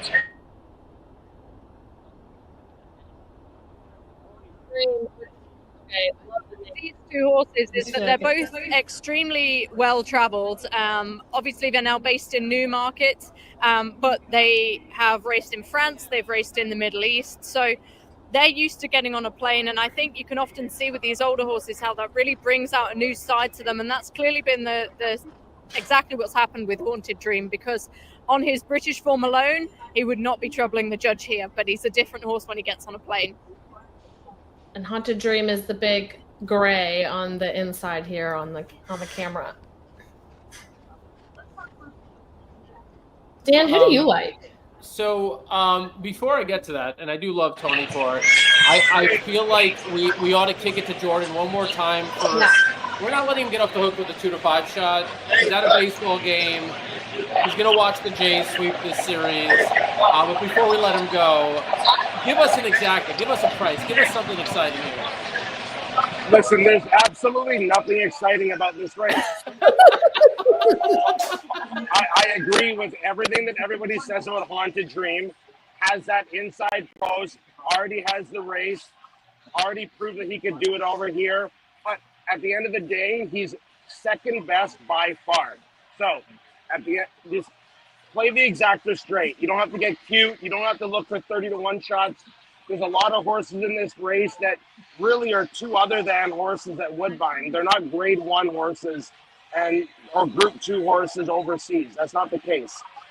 They're not going to get by Nation's Pride, and as long as Hana Dream doesn't have a bad trip, he can race. He can come second. That's all there is to this race. All right, go Jays. Thanks, Jordan. Go Jays. Let's go. Let's go. All right, Jordan Miller with the first for ABR live from a baseball game. I like it. That worked well. JD, you have been sitting patiently as we've had all this chaos brewing. Your thoughts on the Canadian International? Potted Dream. I think Nation's Pride is a great horse, and maybe if Nation's Pride is 4 to 5, I could play that price. But I don't think Nation's Pride is going to be 4 to 5 when push comes to shove here. So I'm going to take a chance, but it's going to be a small win wager on Haunted Dream. I kind of agree with the pace setup. I mean, my boy Prince is not getting a mile and a half. He's going to go as fast as he can for as long as he can, and Pietro is going to be on the mortar from the word go. Yeah, I don't see in a staying contest anybody being able to outstay Nation's Pride. Now, obviously, Nation's Pride's won this race before at a different configuration at a mile and a quarter. So now a mile and a half again. As we've played yes and no with this race being run. And we're back on yes and back at the original distance here, mile and a half. And in this contest of stayers, if there's hot pace up front, I mean, it's Nation's Pride. But I really think that, a horse that maybe be able to get a little bit of a jump depending on how things go in terms of who's going to sit right behind the speed. Haunted Dream has a major shot there, so I'm willing to take a chance. But, I'm not going to bet the whole bankroll against now a 3 to 5 shot here. But I'm gonna place a wager to where I've got a rooted interest in Haunted Dream, who was a very talented horse who's kind of back. Had some rough times, but is now back in the picture, back in the fold, and getting the first win in 2025. I think it's a good launching point for the 6-year-old going. All right, so Haunted Dream for you would be the one to upset the apple cart. Maddie spoke with his jockey, Rafael Hernandez, talked about, kind of getting that dream set up, getting the inside draw, and also having the experience over the inner turf course. Let's take a listen. I love the horse. He really rateable horse. And when I put in clear last time and the 3A, he just explode. He's that kind of horse that he relax, he come to you, let him do whatever you want. And when you ask him to do something, he's doing it. I know it's going to be there. Hopefully we have a good trip, and win again, get the winner again, get the double. And that's the perfect thing. He's shown that he's proven in these conditions, of course. How do you think he found that inner turf track? He's good. He finding good. Like I say before, he at least he's been here before we win the race before. And in the inner turf, he don't complain about it. He just do his thing. He's professional horse, and we'll see what happens. Alexa, as we kick it to you for some insights here, I just want to say people are hopping in with their picks here. We've got a 9 here dancing in denial. We've got some people dropping superfecta picks. Send us your picks. Post them in the comments. Let us know who you like. Alexa, who do you like? I agree that Nation's Pride is just not getting beat today here. I mean, that's my top pick. I do like Salawi underneath along with Haunted Dream. So I think you get some value. I'm going to try to put the 7 up there and do like a 10 over 1-7. I mean, if it comes 10-1, I'm not getting great odds, but if the 7 does get up there, I think that's great. But yeah, I just think Nation's Pride's going to be it's just dominant in here, and it is tough. You are all about Tawny Port, though, right? The 4. And we haven't said much about it. So tell us, because from like the beginning, you're like, my key of the day is. Oh, yeah. So this horse finishes no worse than second today. I don't know who's finishing first. I think Tawny Port can win. I'm not guaranteeing a win, but I will guarantee he finishes no worse than second. He's running the same race after race. Like, he's right there. I think he's got all the conditioning in the world that's been raced into him. Running at Kentucky Downs, he ran 2 miles, 2 back, ran another 1.5 miles last out. The horse has class, was beaten a neck 3 times last year in grade 2 and grade 3 races. So I don't know. Maybe he doesn't like winning, but he's class. He's always there. He always shows up. And I just feel on this course, the stretch, the setup that he's going to get with the speed that we talked about, because I envision it as there being more speed than we're seeing, and then just being, my boy Prince. I think there are a couple here who might go. Again, listening to Maddie's interview with the team behind Salawi as well. Raskar is another one who's going to probably be up with the early pace. I think it's going to be hot up front. I think Tawny Port and Haunted Dream are just going to be sitting right behind, biding their time. And I think Haunted Dream has run his race. Tawny Port, this is the day for him, and you're going to get a much bigger price. As you can see, Tawny Port 6-1. I was hoping to get 8-1, somewhere in that range, and I might. But I think Tawny Port is a lock to finish first or second. So bet that however you like. Would be quite the double for Miguel Clement. Yeah, well, I mean, that's just the way. That's how Miguel's rolling these days. I mean, he's winning left and right. I wouldn't be surprised if by the end of it he has 5 or 6 Breeders' Cup starters, which is actually pretty insane for his first, not even his first full year of training, 6 months into training full time. Maddie, I'll let you set up. I have the Pietro interview ready to go. He holds the key to this race, really, sitting on the main speed horse. He does, yeah. We know my boy Prince. He's just an exceptional horse, but he's going to do something very, very different today over this trip. Of course, second to a horse I know very well, notable speech in the Woodbine Mile last time. This is going to be a totally different question asked of him. I'm not confident he's going to stay the trip, and from those who I've spoken to here, they're not either. But Pietro clearly knows the talent of his horse. He wouldn't say to me, this horse isn't going to stay. But he is. Whether he chooses to go forward, how hard he chooses to go, that's going to create the balance to this race. And also the likes of how fast Salawi wants to go, and indeed Nation's Pride from out wide. I think if people are interested in minor numbers, the one I would chuck in there is Tozen Wish with that Singspiel Stakes form, second to Haunted Dream. I think he could run a really good race. I really like that performance. But I think for the here and now, I've got to have Haunted Dream on top of Nation's Pride, then maybe Tozen Wish and another outsider in for the fourth. I haven't quite decided yet. Maybe Tawny Port. I was going to say just go with Salawi, because we know you're rooting for the home team all the time. So I don't think so. I don't think he's going to be able to handle this track, but I see what you're doing there. Well, let's hear from Pietro real quick. We still have about a minute or so to go. Here's Pietro in your interview with him. Yeah, obviously he's got some natural speed, so I think he'll leave there pretty quick and put himself in a great spot. We'll probably be near the front end, and if he can relax most of the way and save some for the end, he should be kicking home. And just finally, what would it mean to you to have a big win like the Canadian International in this season? It's huge. I mean, a grade 1 race just to ride in it, but to win it was just put the cherry on top for this year, and hopefully we'll keep the momentum going in the future. He's really easy to root for. Good kid, just won the King's Plate. So if you're looking for storylines, Pietro is a fun one. Definitely. Speaking of I think storylines, like Billy, he's an example of a young rider who really understands the game, is so ambitious, but is also so approachable with the media. And that's what we need. We need people to connect with jockeys and jockeys to connect with fans. And people like Billy and Pietro clearly doing that very well. So the future is bright for them in the saddle and both out of it, I'm sure. Okay, JD, give us your cold exacta here.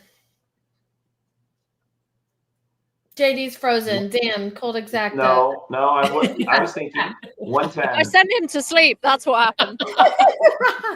110. I'm 410. 410. Mine is 10-7. Maddie? 110 for me, yeah. 110. All right. Okay, well, so Dan, quickly. Tawny Port would be the first North American bred horse to win this race since 2008. It would be the first time a North American trainer has won this race since 2009. Robert Frankel and the late Garrett Gomez was on aboard that day as well. Wow. So it's been a long time for North America in this race. I think it now. Tides are turning. Now's the time. Tides are turning. Yeah, let's make it happen. Yeah, I mean, Miguel Clement has just been. I mean, he's pulling all the right moves. He's like literally, he's every move he makes is right. And so there's nothing. I mean, he's sending horses like he's winning at Keeneland, he's winning at Aqueduct. I mean, he's winning everywhere. So anyhow, here's the Canadian International. Good luck, everyone.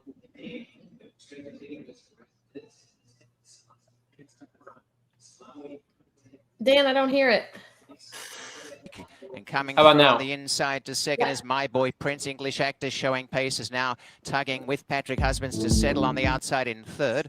And Nation's Pride is zipped up on the outside, going forward and You're right committed about now to go Salawi on the into the front. top flight. And the leader is Salawi by a length, and Nation's Pride is right there in second over My Boy Nation's Prince Pride's next got on the the slot rail. he wants Length and a now. half away, Haunted Dream has a nice spot This on is the inside. of English Jordan Actor. Dream Getting setup. behind them now is It is, Raptors, yeah. about 2.5 next. Haunted And then Dream. came Dancing in Denial. Tawny gonna Port is have third last to early from quicken Toes and from Wish, and there. last Roscar. Down the stretch the first time and showing the way is Salawi.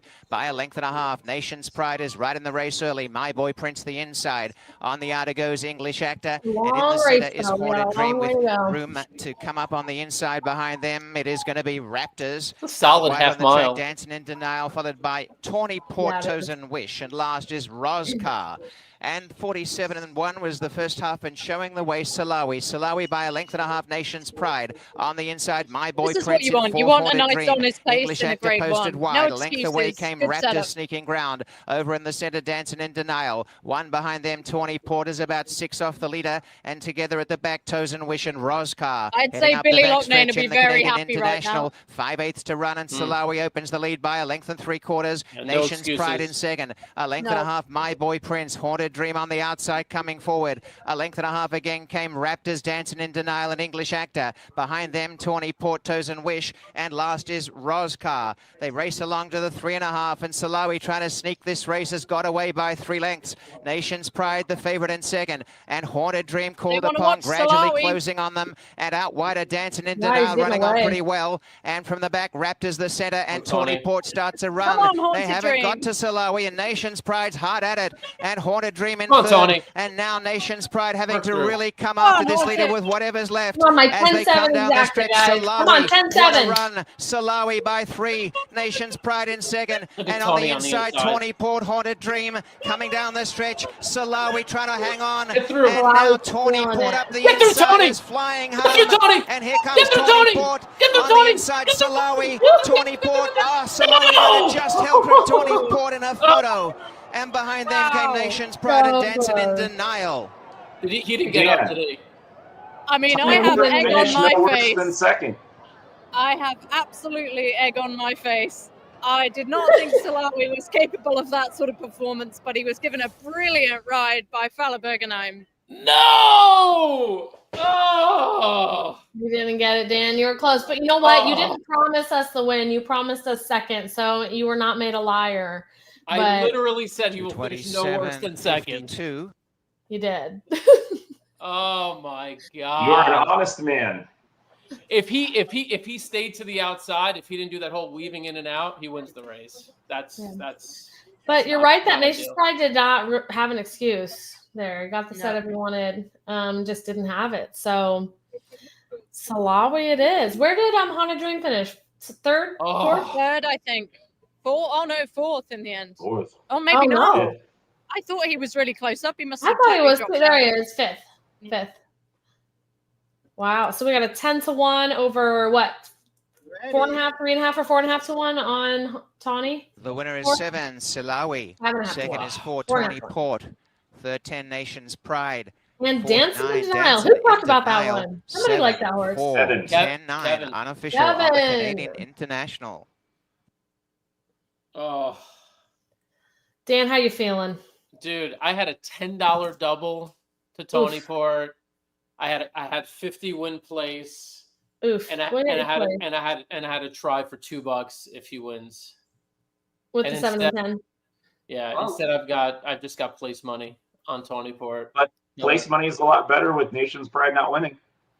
Oh, Try and it's not find a near- positive for you here, Dan. not JD, that was a nearly nice enough. attempt at a silver lining, but That's yeah, that sick. was I mean, a sick double for sure. I 6 to couldn't 1. have seen Salawi winning, but am I still okay to take that as a win?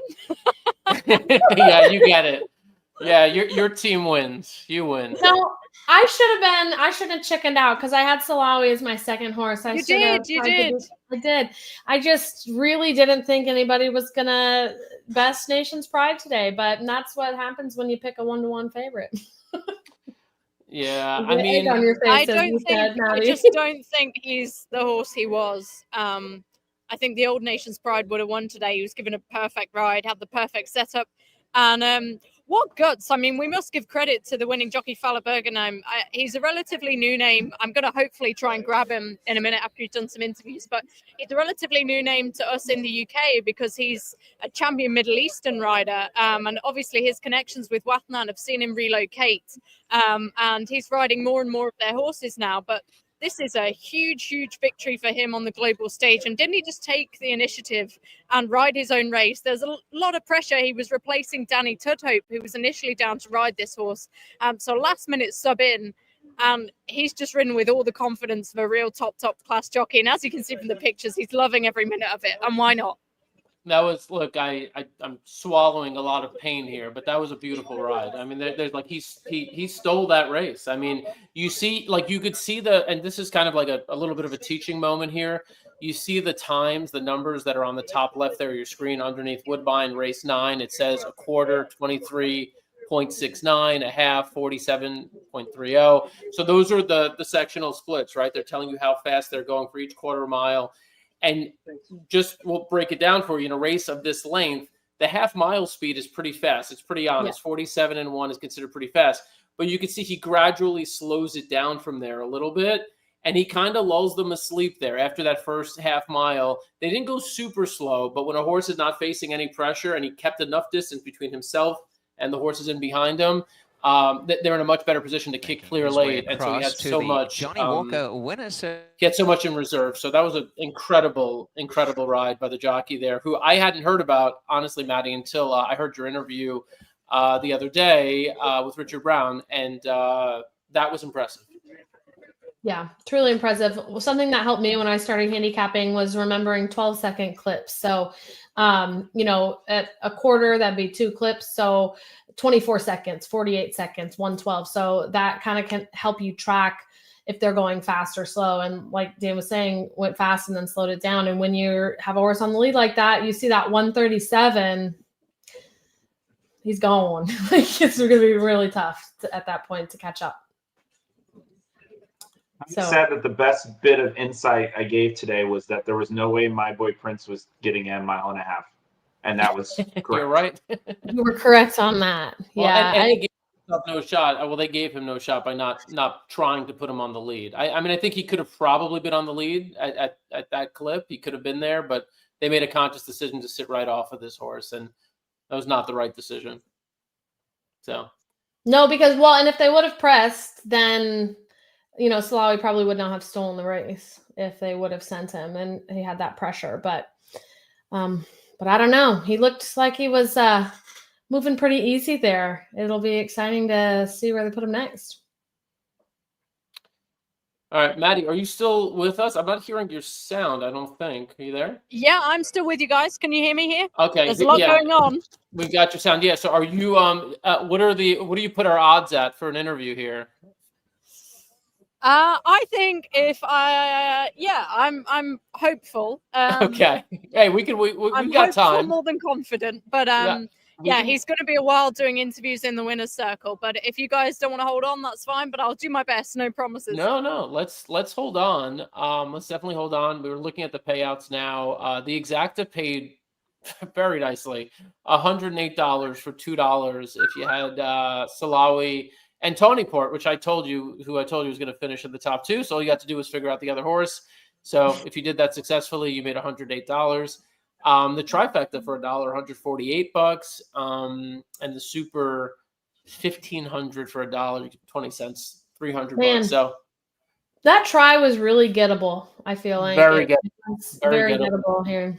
I mean, we didn't miss much. I mean, honestly, the only horse that we talked about that wasn't really there was Haunted Dreams. I mean, aside from that one, I mean, these were the horses we talked about. Now, yeah, we were a little skeptical about Salawi, with the exception of Alexa, who likes Salawi. But I mean, You could have had that if you pieced it all together. You could have had that. And now we're in a position where, as we're waiting for an interview, this is JD's superpower, handicapping a race that we were not supposed to handicap for our show in 2 minutes and giving us the winner of a bailout race, which for us will be the 10th race.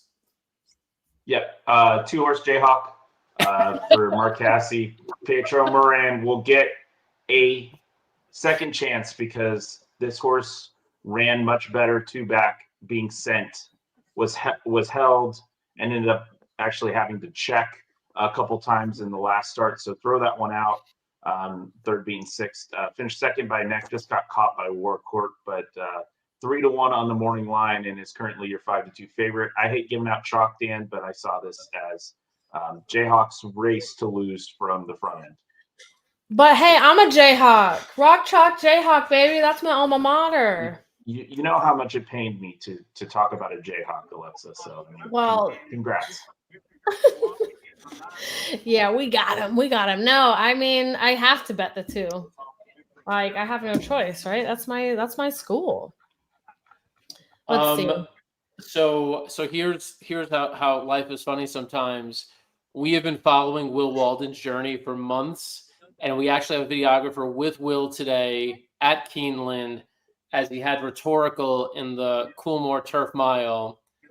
And wouldn't you know it, Rhetorical just won at 9-1. Hell So yeah. that's I cannot wait to see that video. That's gonna be amazing. I guess I can accept the fact that we missed betting on that one too, or at least I did, unless you got in on it, Alexa. But that is amazing. I mean, Rhetorical now headed to the Breeders' Cup. That's going to be an incredible story. That is. Make sure to, I'm sure it'll be up on our socials in the coming days once they cut it and put it together. So make sure to follow us on Instagram, X, Facebook, TikTok, all of the things. We've always got really fun content coming up, especially heading into Breeders' Cup, which I can't believe. I flew to New York this morning, and, you know, on Delta, the app, it shows you how many days till your next trip. And I'm 23 days from flying to San Diego, just 3 weeks away from Breeders' Cup. I can't believe it's already October. We're already at Keeneland, the fall. Like, I mean, it's crazy to me, but here we are, and it's a good time of year for racing. You know, there's so much exciting stuff going on, lots of storylines to follow ahead of these big championship days in a couple weeks. Maddie, have you ever been to Breeders' Cup? I haven't. It's on my bucket list. I'm absolutely desperate to go. Hopefully, with the Euro influence, we've seen what they can do today here at Woodbine. I'm hoping we have some more winners at Del Mar. But yeah, I would absolutely love to go. It's on the bucket list. Good. Yeah, you have to make out. It's a fun time, and it'll be fun next year. Returning to Keeneland, I was there for opening day yesterday, and the new paddock construction, like everything they've done, looks stunning. It's beautiful. It's amazing. So always good to see racing expanding, right? Like there's a need for it. It's sold out, like just a sea of people and young people at Keeneland. So that's exciting. And you know, you interviewed, I believe, one of the jockeys earlier who said Woodbine is the most beautiful track they've ever been to. And that absolutely is the case. You gotta, if you're just a casual fan or a bettor and you get to a track someday, like even if it's your local track, if it's smaller, because every track has its own personality and fun. And yeah, it's just such a vibe when you actually are on site and seeing these horses in person. Hey, Maddie, what is so I know you spoke with the Wathnan group about their horses. I don't know as much about Hamad El Jahadi. Like, what's his story? Is he big? Is he winning a lot of races in Europe? I don't know him that well. So he is a champion trainer in the Middle East. Okay. I think it's Qatar, if I'm remembering correctly. And since Wathnan built up their operations, they've been putting more trust in Hamad since he moved to Newmarket. So he made the move across. And yeah, he's doing a really great job. Obviously, Haunted Dream was his first winner in Canada, broke the track record there, and he has sent another horse over in Salawi, and he's already proving his might on the global stage. So yeah, certainly a trainer to watch. I'm sure we'll see him at the Breeders' Cup. Yeah, because I hadn't heard of him, and here we go, right? He's picked up two really big races at Woodbine, and I guess we will hear more from him. Both trainer and jockey, because they've made their names out in the Middle East. They're still relatively new names to us too, but Fowler, I know, rode the horse, the Striking Viking, who we saw earlier on, finished fourth. He's his regular rider. He's built up a really good relationship with that horse, and I think just shows you his confidence is extraordinary as a jockey to get on a horse like Salawi and ride a race like that in one of the biggest races of his career. So hopefully, I've got my fingers crossed, I can get hold of him in just a moment's time. I'd love to hear from him. I really would. I think that'd be really cool to hear what that felt like for him. I mean, that's incredible. Yeah.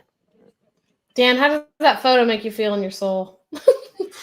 You are so cruel, Alexa. I try to be nice to you all the time, and this is what you rub in my face. Honestly, I think your pick was incredible. I really didn't see it that much. I'm locked in right now. I'm definitely locked in right now. You really are. Like, I was truly surprised when I saw him coming. I wasn't on him like you were, so that was a good pick. Yeah. And I know didn't get it there for the win, but Miguel Clement still big day. I'm sure this will be. Is he there? Do we know if he's there? I doubt it. I mean, I'm guessing he's probably at Keeneland. I know yesterday he was at Aqueduct, as he had one. I forget which horse it was. JD, you might know which horse he had that won in a Breeders' Cup win in your in race yesterday at Aqueduct.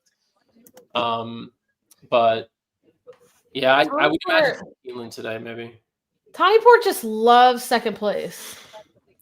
Thank you. Thank I mean, you. but really, like, look, that was one of my things. Is like the horse is always there. I'm talking a neck, a head, a length, but hasn't actually won since 2023. Like over 2 years ago. And for me, I do think there's something about a horse who doesn't. I don't know. What do you think? Do you think it's part of the mental piece of the game to not get up and pass? Is that part of a herd dynamic? Is that just because he's a closer and so he's always, at the end, and it's a tough, It's running a good question. style? I think, like if you look at some of his replays, the answer is yes, that. I mean, I think he's not necessarily a horse to kind of break free from the pack. Yeah. But I think it's also it's race dynamics too, right? I mean, I think he's a horse who needs to set up, and in some races he's not getting pace, and he's doing his best to get there, and is passing tiring horses. And in this case, he was passing tiring horses, and probably was good enough to get there, but he had to weave in and out of traffic, and I think cutting back to the inside that one last time, that's what cost him. Yeah. So. Yeah. Fowler's en route, ladies and gentlemen. I'm hoping I can grab it. This will be the biggest anticlimax ever if he just wanders past, but we'll try. If so, then that's what it is. I tried to catch Pietro after he won the King's Plate. We were live. I remember that. And he just literally was like, "Oh, hey guys." I was like, "All right, so Pietro," and then somebody from the jocks room just stole him. But I think he was like, "I'm running in the next race." We've all been there, haven't we? Yeah, I'm assuming Follett he's not in any other races. I think he was in the 2 races today, right? I don't think so, no. Yeah. Okay. So unless his flight is in the next hour, hopefully he can hang around. JD, so who did you say you liked again this race? Race Very 10? quickly. Guys, I'm joined now by winning jockey Fowler Bingham. Please take a seat. Huge congratulations. Thank you. That must be one of the biggest wins of your career.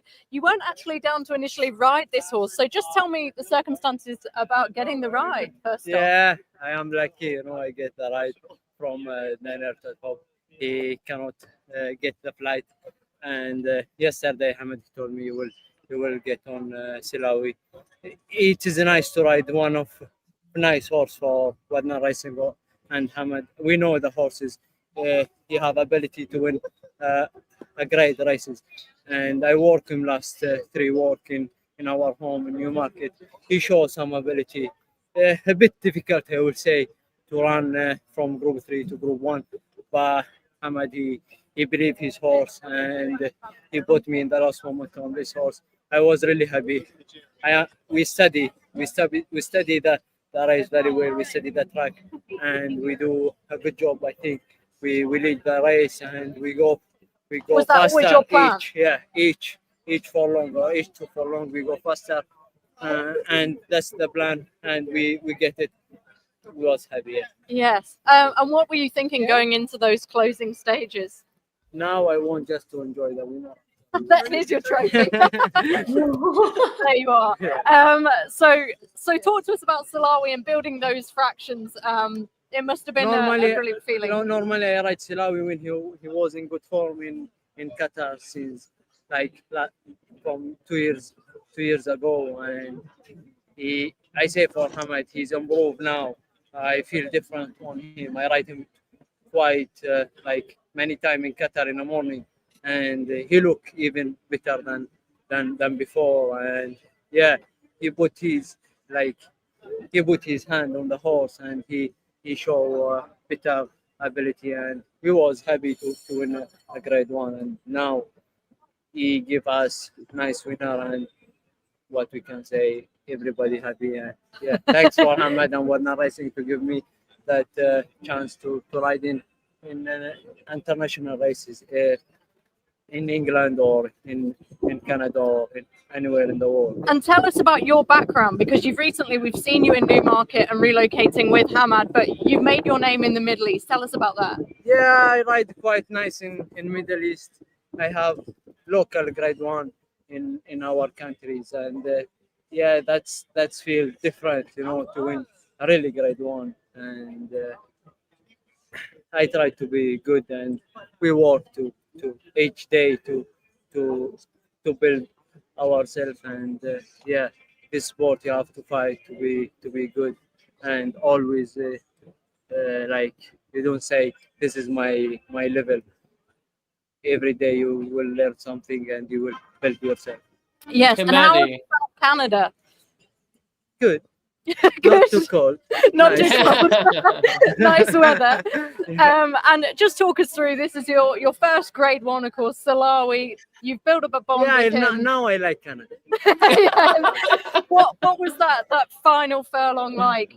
The other horse was bearing down on you late. Did you think you were going to get there? I don't know if you hear something or no, but I shout all the race.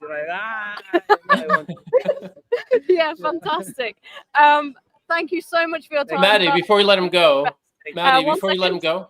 Yeah, I'm just wondering. So I want to know from him: has he been a follower, an observer of North American racing? Has he watched the Breeders' Cup? Has he watched the Kentucky Derby? His impression of those races, and ultimately, what would it mean to him if he had the opportunity to come back and ride in the Breeders' Cup one day? Okay, so I'm just being asked, fella, do you follow the North American racing? Do you follow the big events here, the Kentucky Derby, the Breeders' Cup, or is that? Yeah, normal as a jockey, you will see all the big meetings everywhere in the world. And yes, I was I see all the races, all the big festivals, especially, and yeah, I will say the truth. I look more races in Europe than America or Canada. Only the big races we will see these races, and we follow the good horses, everywhere in the world. Yeah. Well, you've got to go onwards to the Breeders' Cup now, haven't you? Well, massive congratulations on this first grade 1 win, fella. What a fantastic ride. You showed great courage and determination, and wish you all the best. Thank you so much for joining us. Thank you. Oh, that was wonderful. That was really amazing. Thank you. I would be quite happy to keep it. Maddie, you're a better person than I am. What a great sport. That was a very surreal moment, interviewing a jockey with a trainer whilst on a live stream.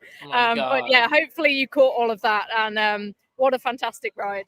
We did. With each passing second of hearing him speak, the pain of Tawnyport losing kind of fell away from me gradually. So really nice job. Honestly, Maddie, incredible job. It's not easy to do this live, and I know we only see the two of you, but what you're seeing is the jockey and 10 other people around you who want to scoop him away and take him somewhere else. And there's all this action and activity. So incredible job of staying composed and asking him some really, really interesting questions. And I loved his responses too. Thanks, guys. Thank you so much for this opportunity to be here. I mean, this is what I dream of doing. So it's a real privilege. And just so happened that we still won. We won't tell him that I didn't fancy the horse beforehand. We won't say that. Yeah, whatever. Yeah. We could say, we talked about the horse on the show quite a bit. I mean, Alexa did like your horse, like, so. Give Alexa the credit, yeah. Exactly. And yourself, Dan. You were very, very keen on Tawny Port, and so close. Well done, anyway. Well, all right. Well, we've got 6 minutes. I don't know. Do we wait this out? And JD, what do you want to do? You want to grab another beer? Or you want to, get off the stream? What do you want to do? I'm just laughing because we always are in Dan Tordjman one more race mode. So I need one more. I just need one more. Maddie, you'll stick with us for a few more minutes. We'll watch this 10th race. I sure will, Dan. Okay. All right. Alexa, All right. do you have time to handicap? Are you in the PPs? I'm in the PPs right here, right now. I'm trying to figure out if my bias is valid or not with Jayhawk. Wait, what's the bias again? Explain this to me. I know JD likes Jayhawk. What's the bias now? I'm a Jayhawk.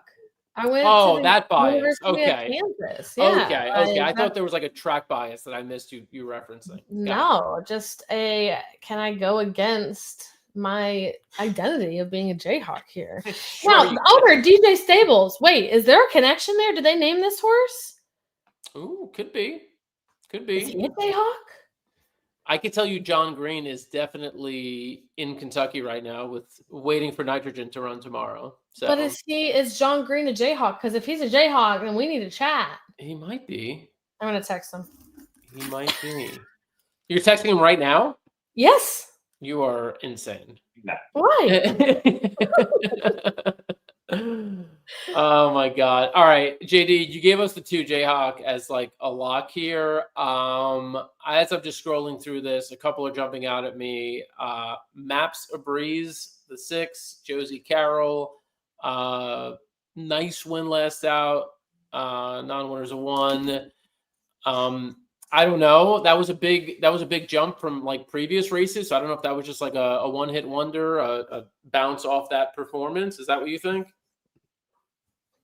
I think really the trainer change probably helped there a little bit. Obviously was previously in Josie's barn and kind of came back. And I really think the combination right now, there's nobody hotter at Woodbine than the combination of Josie Carroll and Fraser Abley. They've had a great meet. So I do think this horse can pick up the pieces. It was kind of a leap up, as you said, a nice win last time at just over 17-1. Getting 7-1, so and more than the 4-1 morning line here. We'll need things to go right up front. Really, we'll need probably the 5 to go with the 2 to set things up. But I just think 2 is much faster than the 5, and I think the 2 will get them around. But I think if you're looking for somebody to pick up the pieces, Maps of Breeze is a great place to start in this spot. How about the number 8, Grandson? Since I'm seem to be in the habit of picking horses to finish second a lot. This is one that always seems to be good enough to finish runner up. I mean, the horse is there every single time, and you're getting a decent price. Well, I mean, you're getting 6-1, which is funny enough. That's a shorter price than Maps of Breeze, who beat Grandson last time. Yeah, this is where kind of the condition level I'd be a little worrisome, because going back into last year when this horse was running at this level with the 50,000 optional claiming tag and is actually in for the 47.5 today, just was not competitive at the end of the meet. Was gotten better with the dip down class, going back up in class here. I think Grandson might be a bit against it here. All right. Yeah, that's true. Although really has been improving, but I kind of agree that I don't know if he's improving enough for the step up. But I mean, it makes sense. Almost won last out, but yeah, having a hard time finding that winner circle since June of 24. That's tough. Let's see. What about go to number No, I don't like any of these. Number 9. What about 11? This is odd. Well, is it odd? Okay, wow, this is a step. I mean, likes the surface. Run on the surface 5 times at Woodbine, won 3 of them. It's 20-1. Long shot. Definitely a very big step up in class, but at least I don't know. What do you think about fighter in the win? I mean, the polytrack races are not bad, right? The all-weather races are pretty solid. Yeah, the last 3 times he's run on the synthetic has won. Like Caitlin or greatness, this is not a turf horse. We could say. Yeah, it's much easier company. I will say those synthetic races are night and day difference company line wise than even the turf races. Although that turf win 2 back was pretty impressive. 83 buyer. That was going 1.25 miles on turf. Last out ran 1 mile and 3/8. Was on the pace and faded. Kevin Nichols remains aboard for Richard Morden. I think that's an interesting horse. And I think another interesting horse is the 12 Time for Tooth. And I think the most interesting thing is that I hadn't seen a jockey change. So Javier Castellano is staying around to ride this, which is interesting for Mark Cassidy. Obviously, trying to do some good things for the Cassie barn here, but I think it's interesting to see that he's going to continue. I guess at this stage, there's not another track he can get to tonight that's running. But might as well stay and ride. But I do find it interesting on the tail end of big days like today when some of the out-of-town jocks stick around for 1 or 2 more rides. I like that, JD. I also like the fact this horse is coming out of, 6.5 furlong races, had some speed in those races, and has only one way to go from the outside, right? Has to go to the front. Not a ton of speed in this race. I think I'm on the 12. I like the 6 a little in here too. So this horse, not doing great for a while, changes trainer, moves from a 4% trainer to Josie Carroll, who we know is a great trainer, and wins first out with the new connections, running the fastest figure ever. So sometimes I do think having that new scenery, new trainer who can kind of unlock a horse definitely can help. Looks to be training really well, is fit.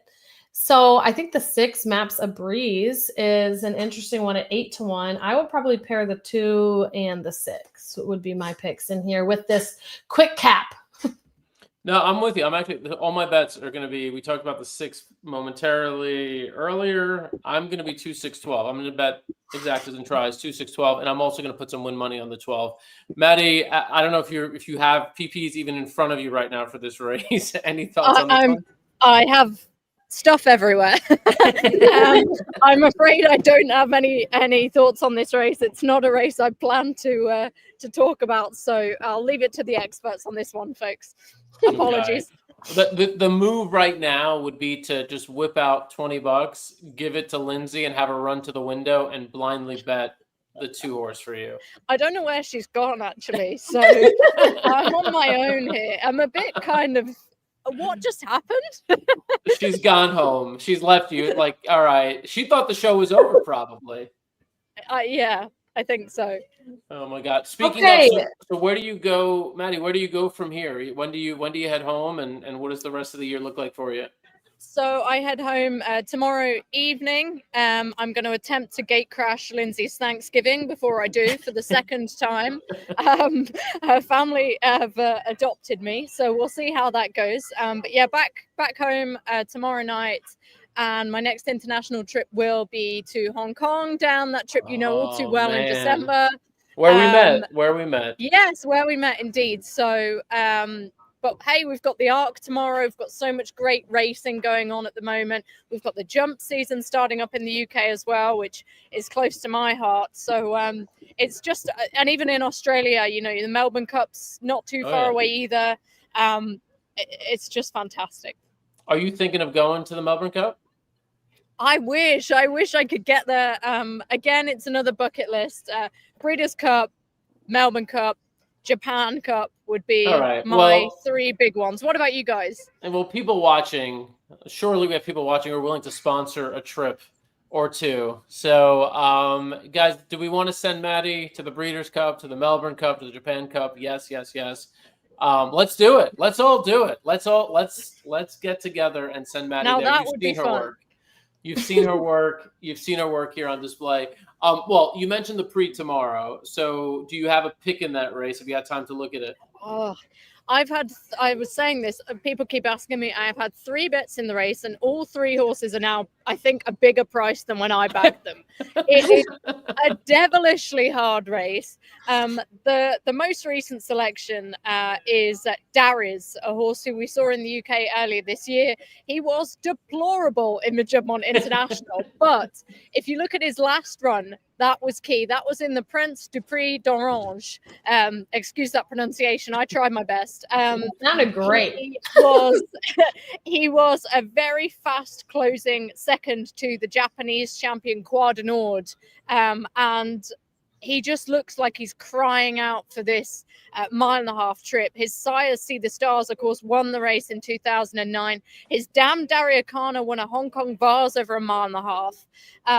And he's just full of untapped potential. I think if you cross out that Jumpmont International run, he's a 3-year-old on the up. He's trained by one of the world's best trainers in Francis-Henri Graffard.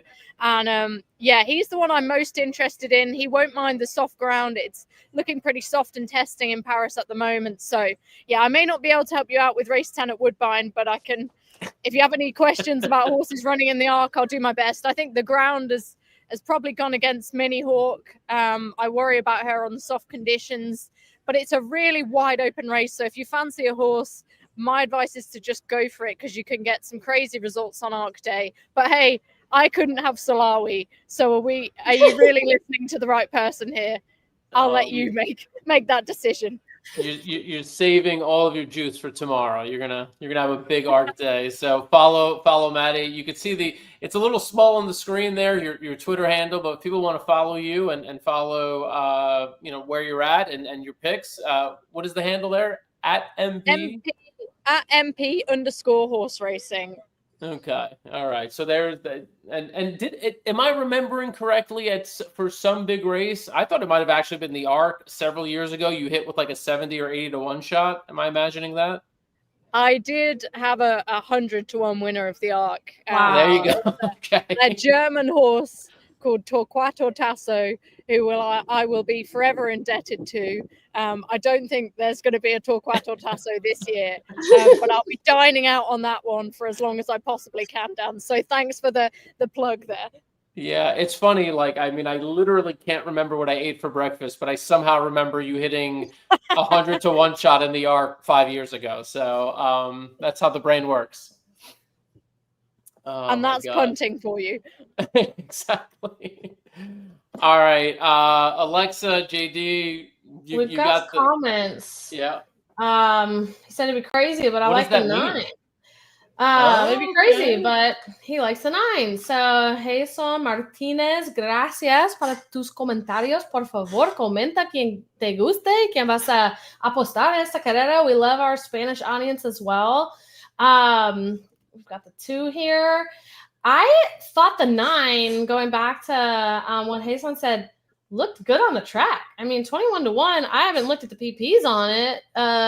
Looking at them now, not stellar, but I did notice I kind of piqued my attention. I did think it looked pretty good on the track here ahead of the race. So, all right, we got some more comments. We've got the 9 again. We've got, he's going to do an exacta with the 2 and the 9. We've got, me gusta el oche. All right, he thinks it's time to win. I love it.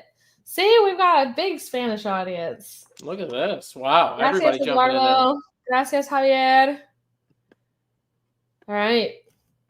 We've All got right. the 2. All right. So, yeah, go ahead, Alexa. Sorry. No, you're good. 6 and 2 for me.